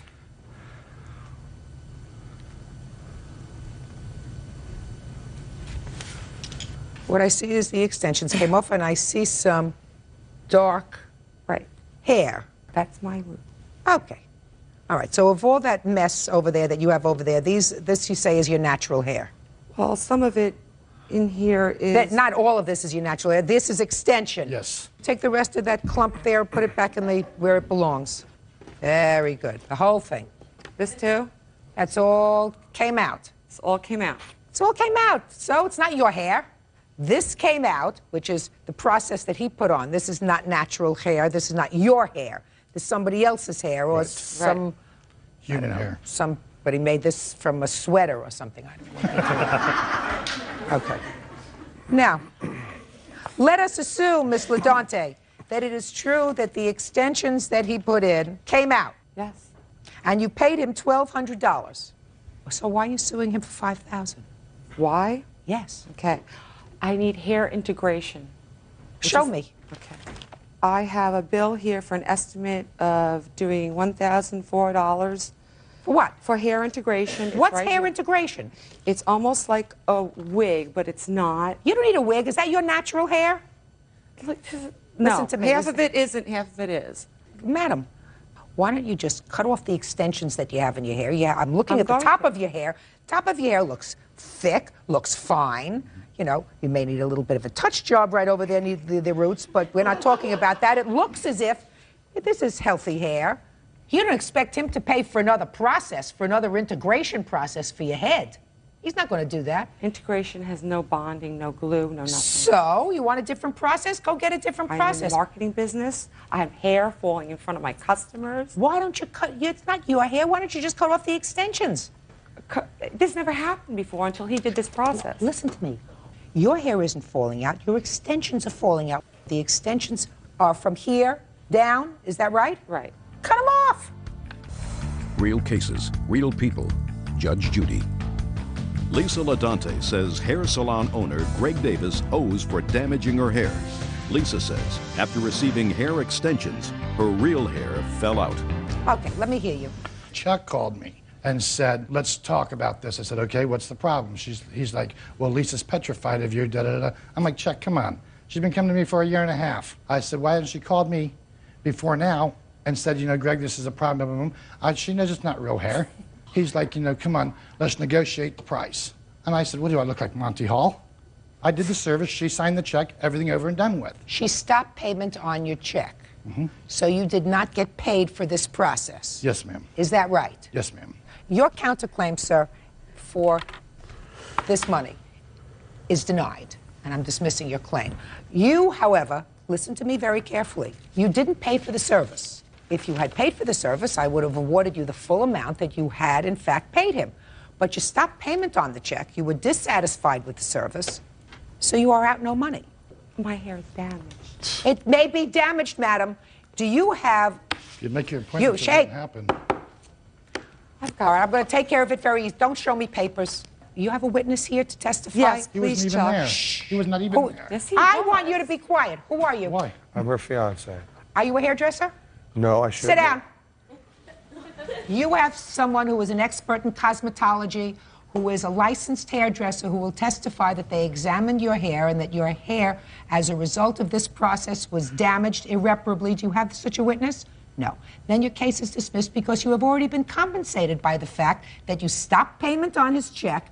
You are not out any money. He should not receive any money. But I, quite frankly, don't see why, if you take this hair that is not yours and cut it off, do your roots a little bit. That's just my suggestion, and I am not really an expert in the area. Put a little conditioner in your hair. It may be just fine. If you are going to continue to put glue and stuff in your hair, it's going to continue. I didn't put glue in my hair. He did. He didn't drag you in off the street, madam. Now, I don't think that that process can be good for your hair. You dye your hair. You put peroxide in your hair, you put glue in your hair, you put bonding stuff in your hair, and you expect your hair to be healthy. It ain't going to happen. You have my verdict. That's all. Parties are excused. You may step out. I just don't want anybody in Daytona Beach to ever let him do extensions and let this happen to them. You can see by her roots that she don't even go and have her hair done on a regular basis. I did not do my roots due to the fact that I was told not to touch my hair, so he, the phony, would not blame another hairdresser for what he did. And now the next case. All parties in the matter of Johnson versus White. Step forward, please. 23-year-old accounting clerk Kendra Johnson is suing her ex-boyfriend, truck driver DeBario White, for unpaid loans and for the cost of a tuxedo rental. Ms. Johnson, you and the defendant were dating for a while, according to your complaint. You say he owes you for 3 things. First, he owes you for a $100 loan that you made so that he could turn on his cell phone. Then you claimed that you invited him to be your escort to a wedding, and he owes you for the tux. And the final thing, I believe, was a visa bill for a restaurant. Is that right? Yes, ma'am. And also, there were some shoes that were purchased as well. I have receipts for those. Shoes for the tuxedo? No, shoes for his children. Okay. Mr. White says that he owes you for absolutely nothing. You paid for these things for a variety of reasons. Is that right? Everything was gifts, correct. So let's start with the first loan that you claim you made to Mr. White. When was that? Last year, around middle summer, end of summer, 2000. Middle summer, end of summer. I need a date. August. No, don't guess and tell me. Think. It was in August. I don't remember which exact day. And how long had you been dating him when you made this loan? I had just met him, maybe 2 months I'd been dating, if that. And why did he need money? Well, he said that he needed the money to turn on his cell phone so I can get in touch with him. He had no other form of contact for me to call him. He lived with his parents at first, then his brother, which he claimed that I was not allowed to call there, living with family. They didn't want, there were other children, his brother's children. So no other form of contact. Can you help me? Fine. If I'm supposed to be in a relationship with you and I care about you, that's something I'm going to do to help you. So what did he say? You gave me a whole story. What did he say? I don't have a cell phone? Well, my cell phone was turned off? My cell phone got turned off. I later found out it was in his sister's name. He said, my cell phone got turned off and? I need money to pay to turn it back on. And you said okay? Yes, ma'am. So you gave him the money? Yes, I gave him the money. Good. That was in August? Yes. Is that right? No, that's not, Your Honor. Well, so tell me your version of the events. I met Well, you this couldn't be much worse than hers. Yeah. I don't hear anything about a loan. I met this woman at work. We worked together for quite some time at NIH, and she had a crush on me, okay? Listen. So... Mr. White, I want Yeah. you to listen to me very carefully. Okay. Cell phone. Right. Let's get to the cell phone. Mm-hmm. My cell phone did get cut off, and she was complaining that she wasn't able to talk to me. You know, I was like, well, I got a lot of bills right now. You know, I don't have time to turn my cell phone on. She said, I'll give you the money. Don't worry about it. I'll take care of it. You know, later on, you know. So she gave you the $100? She gave me the $100, correct. And you turned on your cell phone? I turned the cell phone on. That sounds right. Right? No, ma'am. He did not turn the cell phone on. He There was didn't? more money that was owed on the cell phone. So he didn't turn the cell phone on? No, he did not. Well, in that case, she must have knew my bill then, right? I mean, she gave me the money. She just gave me $100. How she know it was more money owed on the bill? Did you turn your cell phone on? Yes, I did. I mean, around the time that she gave you the Yes, money? I did. And were you able to contact him? No, ma'am. Not by that cell phone. By other phone numbers, family's phone numbers, Well, et this cetera. was in August that you gave him the $100. You didn't do what he was supposed to do with the $100. Is that right? Yes, ma'am. Real cases, real people. Judge Judy. Kendra Johnson claims ex-boyfriend DeBario White owes for unpaid loans and for a tuxedo rental. Now, when did you invite him to participate with you in this wedding? October. So 20th. after he misled you in August and September, then you said to him, would you go to a wedding with me? Yes. Smart. I was still dating him at the time, so it's... Listen, that's your choice. Did you right. ever say to him, where's the $100? Where's the cell phone? I did. He said, well, I'm in and out, job here, job there. I promise I'll pay you back. We're in a relationship. I'm good for it. I don't believe he said that to you, Miss Johnson, at all. No, I didn't. Miss Johnson, I don't believe he said that to you at all. I'm watching your face. I'm a real good judge of that. That's right. Okay. I don't need your validation, sir. Okay. Now let's get to the tuxedo. You were invited to a wedding in October. You asked him to be your escort. He needed a tuxedo. Tell me about it. Originally, he went with me to get fitted for the tux. You invited him to be your date. That's and he correct. said what? He would. Good. So you went for the tux. I put the down payment for the tux, which was $30 to be fitted. Right. Later on, I had spoke with him here and there. We didn't get to the rehearsal.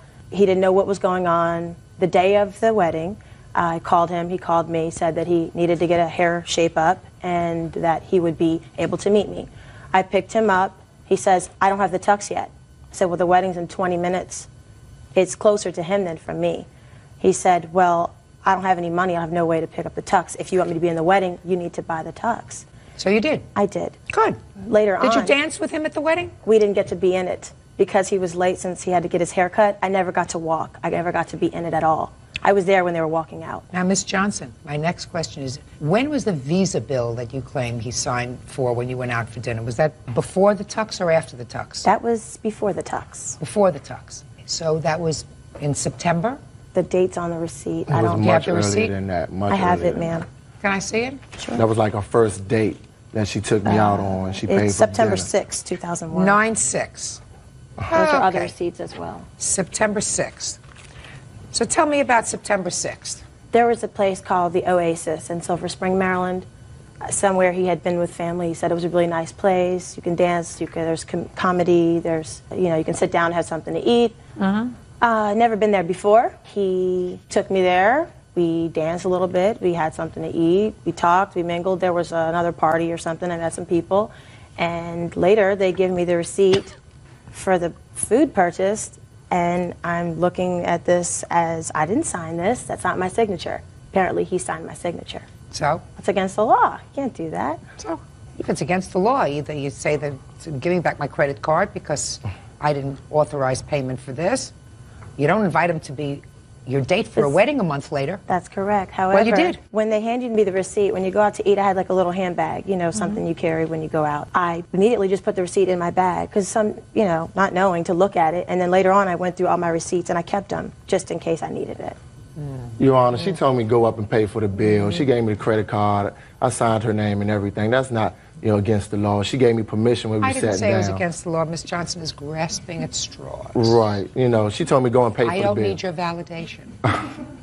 I also don't want to hear your voice because it sounds to me as if you were taking financial advantage of this lady. Did you ever take her out for dinner? No, not really. I wasn't. No, not really. So you never took her out for dinner. Did you ever give her any money? On occasion. Give me an example. Money here and there when we go out. Like what? As far as like drinks or something, if we go out dancing or something like that. But no, not really. I ain't spend no big money on her. I'm not talking about big money. I'm asking you went out on a date. Did you pay? Not really, because she wanted to pay for everything. She wanted to pay for everything, Okay. All right, listen. You must be absolutely wonderful. Miss Johnson, these were not loans, madam. You didn't make any loans to him. And if you came here and said he signed a credit card and it was an unauthorized use of my credit card and I never saw him again because he's an untrustworthy bum, then I would say to you, oh, maybe you got a case. But you give him $100. Listen to what you did. You give him $100 to turn on his cell phone. He doesn't turn on his cell phone. Then you go out for dinner together. According to you, if I was to believe what you're telling me, he went into your pocketbook, took your credit card. When you were someplace else, he paid the bill with your credit card. You got the receipt, right? Realized that he had forged your name to a bill, right? What did you do? Call the police? Tell him to take a walk? No. You invite him to go to a wedding with you. Then, the last minute, you go to have a fitting for the tuxedo. You put down the $30 for the tuxedo. Not him, you. And then you wonder why Mr. Irresponsible over here wasn't ready to go to the wedding. I mean, the wedding's in 2 minutes, and then he says to you, I don't have my clothes. I'm going to go like the emperor, right, with no clothes. You tolerated it. That's your problem. Get over it. Put a period. Forget it. Mr. White, you must have something that I don't see. Case dismissed. And now the next case. All parties in the matter of Poulter versus Miller. Step forward, please. 53-year-old truck driver Craig Poulter is suing his ex-girlfriend, 28-year-old purchasing agent Heidi Miller, for an unpaid loan to buy a car. Heidi says Craig bought the car as a gift. Mr. Poulter, you claim a loan to the defendant in the amount of $3,000 some odd dollars so that you could purchase a car. Yes. The defendant says it was never a loan, never intended to be a loan. What was your relationship to the defendant? Well, Heidi and I had met in about June of 2000, and shortly thereafter started dating and ended up in a boyfriend-girlfriend relationship. And during the course of that relationship, which lasted about a year and a half, Heidi had mentioned that the vehicle she was driving at the time was being too costly for her to afford. We discussed the situation and came up with an idea that at the right time, when the right car came along, to purchase a different vehicle, and then she would be able to get rid of the one that she really couldn't afford owning. Was it a leased car that you had? Yes. It's a lease? Yes. And how much was the lease? $369 a month. So does that sound right so far? Yep, pretty much. Okay, go ahead. So it was the 25th of June 2001, and we spotted a nice-looking used car for sale by private owner.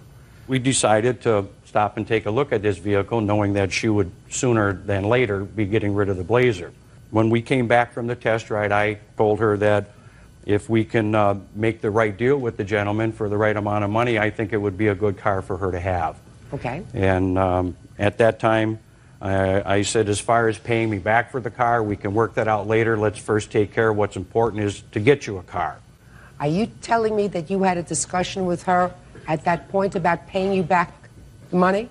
There was some short discussion about it. It wasn't a real long conversation. I mean, it might sound right. It sounds right to me that you might say, listen, if we can make a good deal on this car, let's do it.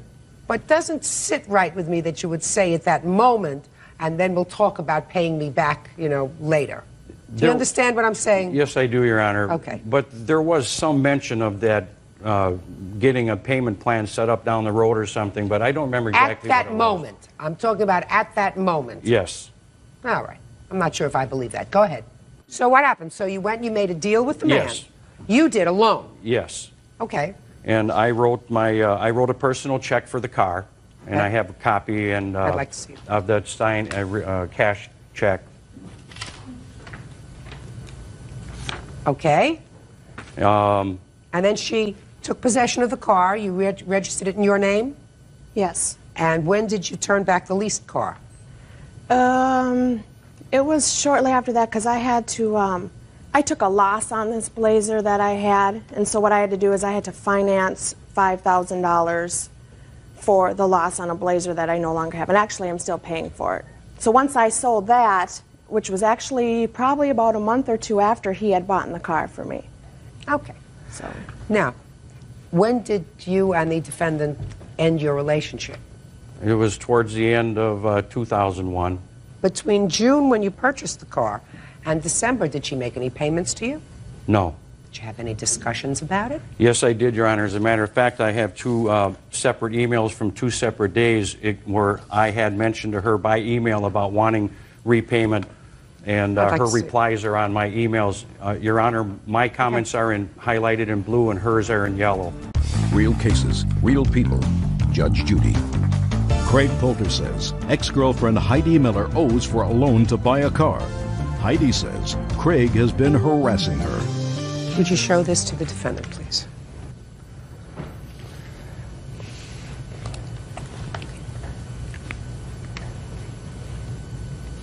Okay. Ms. Miller, those emails, especially yours, don't seem consistent with your defense, which is that this car was a gift. The reason, if I said those things, I don't remember. It was such a long time ago. It's not so long ago in the scheme of things. But I said this basically said those emails to appease this man. He's very controlling of me. I had to get a restraining order against him after all this whole thing. It was just to get him to back off. Just a second. These were in September. You didn't break up with him until later on in the year. Actually, we broke up in September. It was such an on and off relationship. Well, then it was back on again. No, it was not. Well, you want to go on and continue then and tell me about these emails that you sent, which seem to indicate that he was telling you, don't worry about getting a part-time job to start to pay me back. Because you said, I'll get a part-time job and pay you back.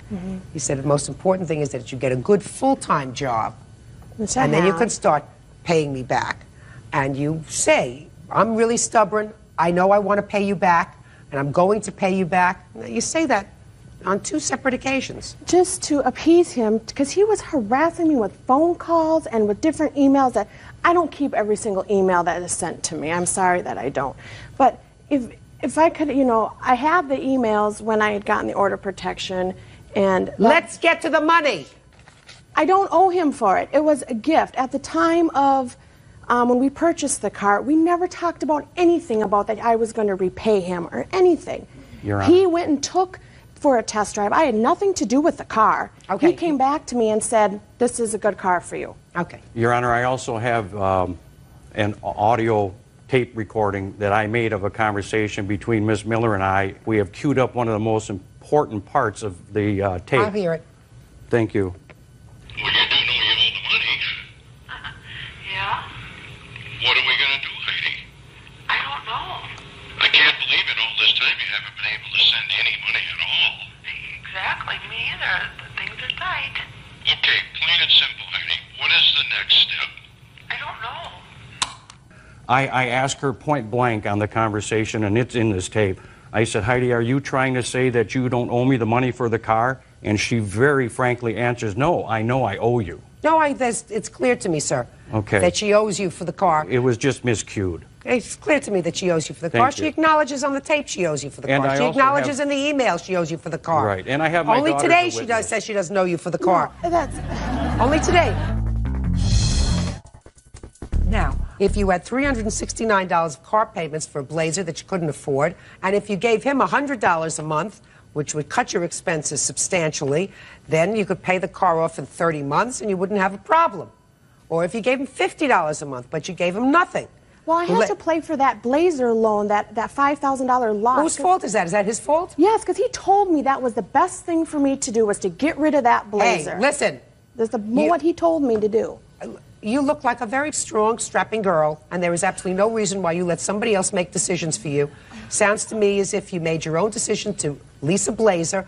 You could have leased a car that you could buy or lease for $150 a month. You decided to lease a big one. I was married when I rented that lease. Who cares? That's not his fault either.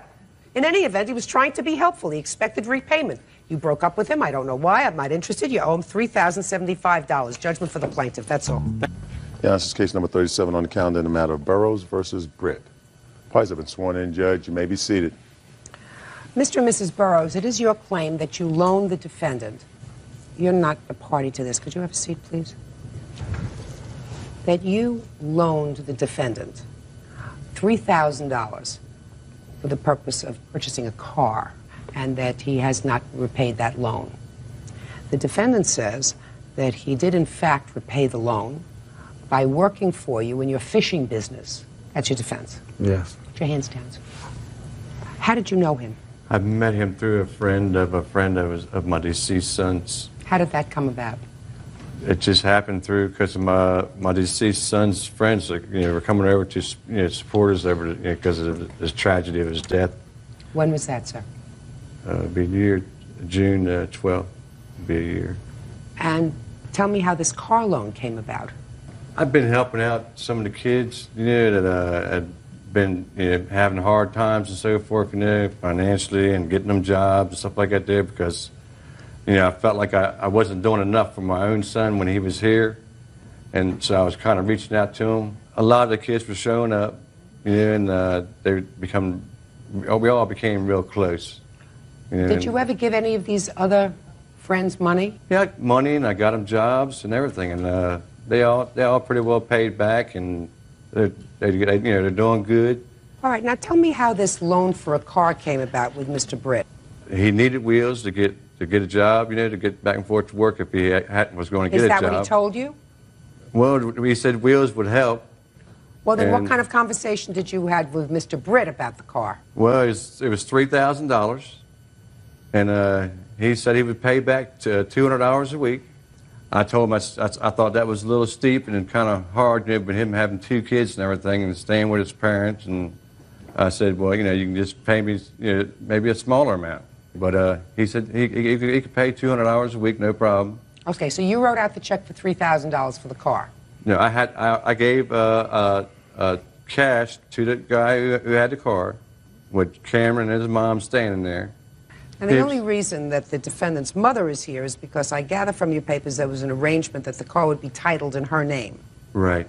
Why was the car going to be titled in her name? Because Cameron is on parole or probation, whatever, so he has to stay at her house. She was able to keep up with him better than I was. If the title was in her name, she would hopefully do the right thing if he didn't come up with the money weekly like he was supposed to do. Now, did he pay you in cash any of this $3,000 back? Yes. How much? He paid me $150 2 times. When? The first date he doesn't know. He didn't write a date beside it, but the second time was on February 11th. And what happened after February? We went on a fishing excursion for the weekend. Are you a commercial fisherman? Yes, I commercial fish, and I also work as an operator at a coal terminal. When he went with you fishing, was that on your business? See, it can be either business or pleasure, because sometimes the fishing's not good, and sometimes you catch enough to eat, and sometimes you catch more than enough to eat, and then you can sell some of the fish and make money. But it was a weekend away from everything, I guess, is what you would call it. Okay, but after February 11th, he didn't give you any money. No. Okay, Mr. Britton, now I'll hear from you, sir. How are you doing? Excuse me? I said, how are you doing this morning? That's not relevant to this case. All right. Well, our agreement was that if I fished with him 4 weeks for 3 days a week, that my car would be paid for, which that didn't happen. I fished the first week, he bought the car. Okay, your agreement was if you fished with him for 4 weeks, right, 3 days a week, right, then the car would be paid for. Exactly. And in effect, you would be making $750 a week. I should have been earning more than No, that. no. But that would mean, Right. based upon your statement, Right. working 3 days a week, Right. 3 days a week, that you would be earning $750 a week, Right. or $250 per day. Yes, ma'am. Okay, so you say that was your agreement. Right. Did you fish with him for the 4 weeks? The first week I fished, we come back. He bought me the car. We was leaving to go fishing that next Wednesday. That same Wednesday morning, he gave me the $3,000. We went to the place. I bought the car from who I bought the car from. So I fished that second week with him, 3 days. We come back. The next week we go down Wednesday. I was stuck till Sunday, which equals 6 days.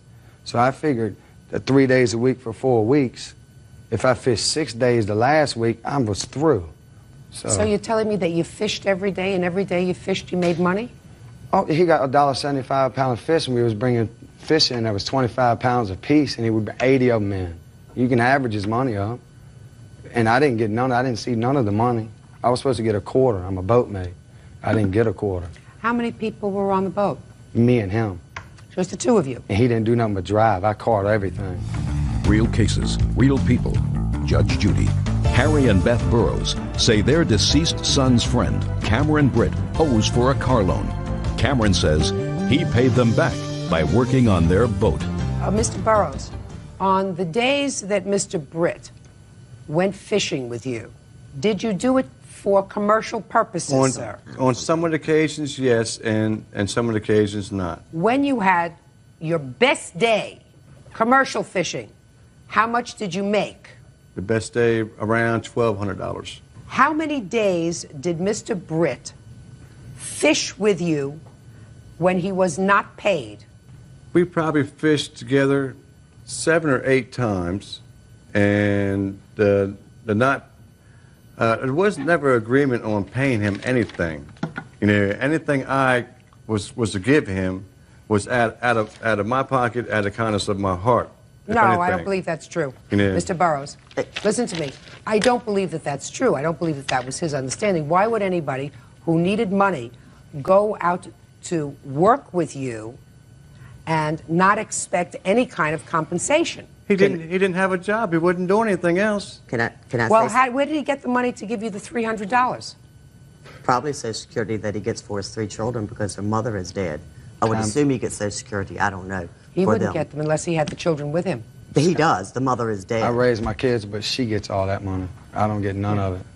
Okay, but he gave. Now you gave him, Mr. Britt, according to Mr. Burrows, $300 in cash. I've given him no money. No, I don't believe that. Listen to me. I do not believe that you didn't give him $300 in cash, sir. I ain't signed nothing. I don't care what you said you didn't sign, Mr. Britt. The plaintiff would not say you gave him money if you didn't give him money. That would be stupid of him to say. I didn't give him no money. Yes, you did. Yes, you did. You know what your problem is? Your problem is you're trying to make a case that this was for barter, and you feel as if you gave him any money that would take away from your case, but that's not necessarily true. What is true is, since if I don't believe you about something that you say to me, I tend to disbelieve other things too. Right. So there would be Honestly, I no didn't give him no reason money. for him to lie and say you gave him some money. The reason to lie, I don't know either. But I gave him no cash. None at all. Really? I wasn't working. You just heard the man. I got the car out of work and I had no money. I lost my job for fishing with him. I was working at Superior Structures, and because I fished with him, I lost my job. Okay. Can I say one more thing? Mm-hmm. That during the fishing part of the time, we were friends, but the car come to me for working. I never had a deal to pay him no money. Mm-hmm. Where the money come up is the last week when he didn't have nobody to go fishing and make him another $15,000. He got mad. He threatened to burn my car. My car was keyed up. Somebody had punched the hood. I bought the car because I liked it, and I got the bill of sale where I had to go sell my car and buy me a $300 car. And him himself has called my cell phone. I should have bought it with me. Threatened to burn my car. He's angry. Well, I understand he's angry, but I paid He's for the angry. car. All right, good. I'm ready to make a decision. Judge Judy continues in a moment. And later today, He got violent and had to be thrown out of my house by a police officer. And throughout our relationship, he's hurt me. Listen, you mean you're talking about throughout the 2.5 or 3 years you were living together? Yeah. Then you don't get paid for that. You end the relationship, you don't get paid for that. real cases, real people. Judge Judy, Harry and Beth Burrows say their deceased son's friend, Cameron Britt, owes for a car loan. Cameron says he paid them back by working on their boat. Mr. and Mrs. Burrows, I think that you probably tried to do a nice thing for Mr. Britt by laying out this money for him to have a car. And I think that it is unreasonable to assume that Mr. Britt would invest days of his time without compensation in your commercial fishing venture where, according to you, you made probably $1,200 a day, sometimes more, sometimes less. Sometimes nothing. Lots of times Sometimes nothing. But that's not his fault. That's not his fault. He's not your partner. So according to you, Mr. Burrows, he worked for you fishing about 7 times. And I am gauging 7 times at the rate of $250 a day. And from the $3,000, I am deducting $1,750, which leaves a balance of $1,250 that he owes you. Now, I would ordinarily deduct from that the $300 that you say he paid you, leaving $950, but Mr. Britt is insistent that he didn't give you any money. I didn't. So I'm entering a judgment in your favor in the amount of $1,250. That's all. Parties are excused. You may step out. Well, I think they were crazy. I tried to help out somebody in need. Told me he was gonna burn my car. He made an allegation of burning my boat. He's trying to put me back in prison now. He's got all other kind of charges on me. Sometimes the good guys just don't finish it first. Case number 34 on the calendar in the matter of Valley versus Valley. Thank you, Bert. Quite welcome, Judge. Parties have been sworn in, Judge. You may be seated. Ma'am, have a seat, please. Having a senior moment there, darling? Having a senior moment. Get used to it. Mr. Valley, the defendant is your son. Yes, ma'am. And the co-defendant is your daughter-in-law. Yes, Your Honor. According to your complaint, sir, your son was arrested sometime this August. year. Last year. Last year. And you made an arrangement with your daughter-in-law for a loan for his bail. Yes. Well, your daughter-in-law says it has nothing to do with her. Your son says he never made an arrangement with you to pay you back. As far as he was concerned, this was a gift because you're his father. Is that right, sir? Yes, how can you sue your own sperm? I didn't ask you for any other information other than either a yes or a no. Do you understand? Yes. Good. Don't play cute with me. Mr. Valley, how many times has your son been arrested? Only once, is that right? Once or twice. Once or twice. Who called you or contacted you to post his bail? My wife and Cindy came over, told me. Is this your wife? Yes, ma'am. Step up, please. Then my son tried to hang himself. Just a minute. Your wife and Cindy, that's Yes, your Your daughter-in-law, Honor. came to your house? Yes. Do you live with your wife? No, ma'am. Did you come to Mr. Valley's home and have a discussion with him about his son being in jail? Yes, I did, Your Honor. When was that? August. 8/16. And did you come with your daughter-in-law? Well, she wasn't my daughter-in-law then, but we did go together because we didn't have enough money on our own. How did it come to pass that you came to your husband's house and asked him for money? Well, me and my husband have always had an arrangement. If anything was to happen to the kids, we'd always get in touch with one another. Now, this was a real bad predicament of where my son was in jail, and I went to my husband 5 o'clock in the afternoon. With Cynthia? Yes. And I spoke with my husband, and I says to him, you know, come on, we got to help him. We always helped every one of our kids, all the time. And he gave us $1,000. Just a minute. Were you present when Cindy had a discussion with him about paying back this money? Yes. Tell me about the discussion. She said that after the trial was over or whatever, that she would pay him back whatever she could. And, you know, we were expecting the money back. She told him that? Yes. Now, at that time, your husband gave you said $1,000. Right. How much was the bail? $4,600. I provided $1,500, and then my husband called me, I'd say about 6 o'clock, and he left a message on my voicemail, and he said that he had $500 more to give us. So he said, come down and get it. I went and got it, and then we put all the money together. Nobody else put up any money except me and my husband and Cindy. Cindy put up some money too. Yes, she did. And you put up $1,500? I put up 15 of my own, yes. Did you ever get that back? No. How come? Well, for the first thing, my son was living in my home for a whole year. Never had him pay rent, never had him buy food until the last 2 months. Last 2 months, I became unemployed. I had thyroid surgery, so they would pay me $25 a week, and my son was merrily taking it off the bill. I says, why is he doing that? This is something that I needed for my home, you know, for my own salvation. This was before he got arrested? No, this is after he was After he got arrested. Yeah. Okay, I got it now. So he was paying you off in his mind for the bail by deducting some money. Right, but he never gave anything to my husband. Okay. Now, when did you get married? February 22nd. Well, Mr. Valley, you don't owe your father anything. Thank you. She does. Because in order to create a loan, you have to have an agreement with the person, Mr. Valley. Yes, ma'am. So if you called your son and said, do you want me to loan you this money? And he said yes, then you do it. But she said, I'll pay you back, right? No. Yes, you did. I was watching your face as they were speaking. Yes, you did. You said, I'll pay you back what I can. No. I never even spoke to him. He gave the money to Paula Valley, and from Paula Valley went to the bail bond lady. You were present with her in the house. No, it wasn't at the house. She met him in the corner store, and I stood in the car. And you were never there? I was in the car.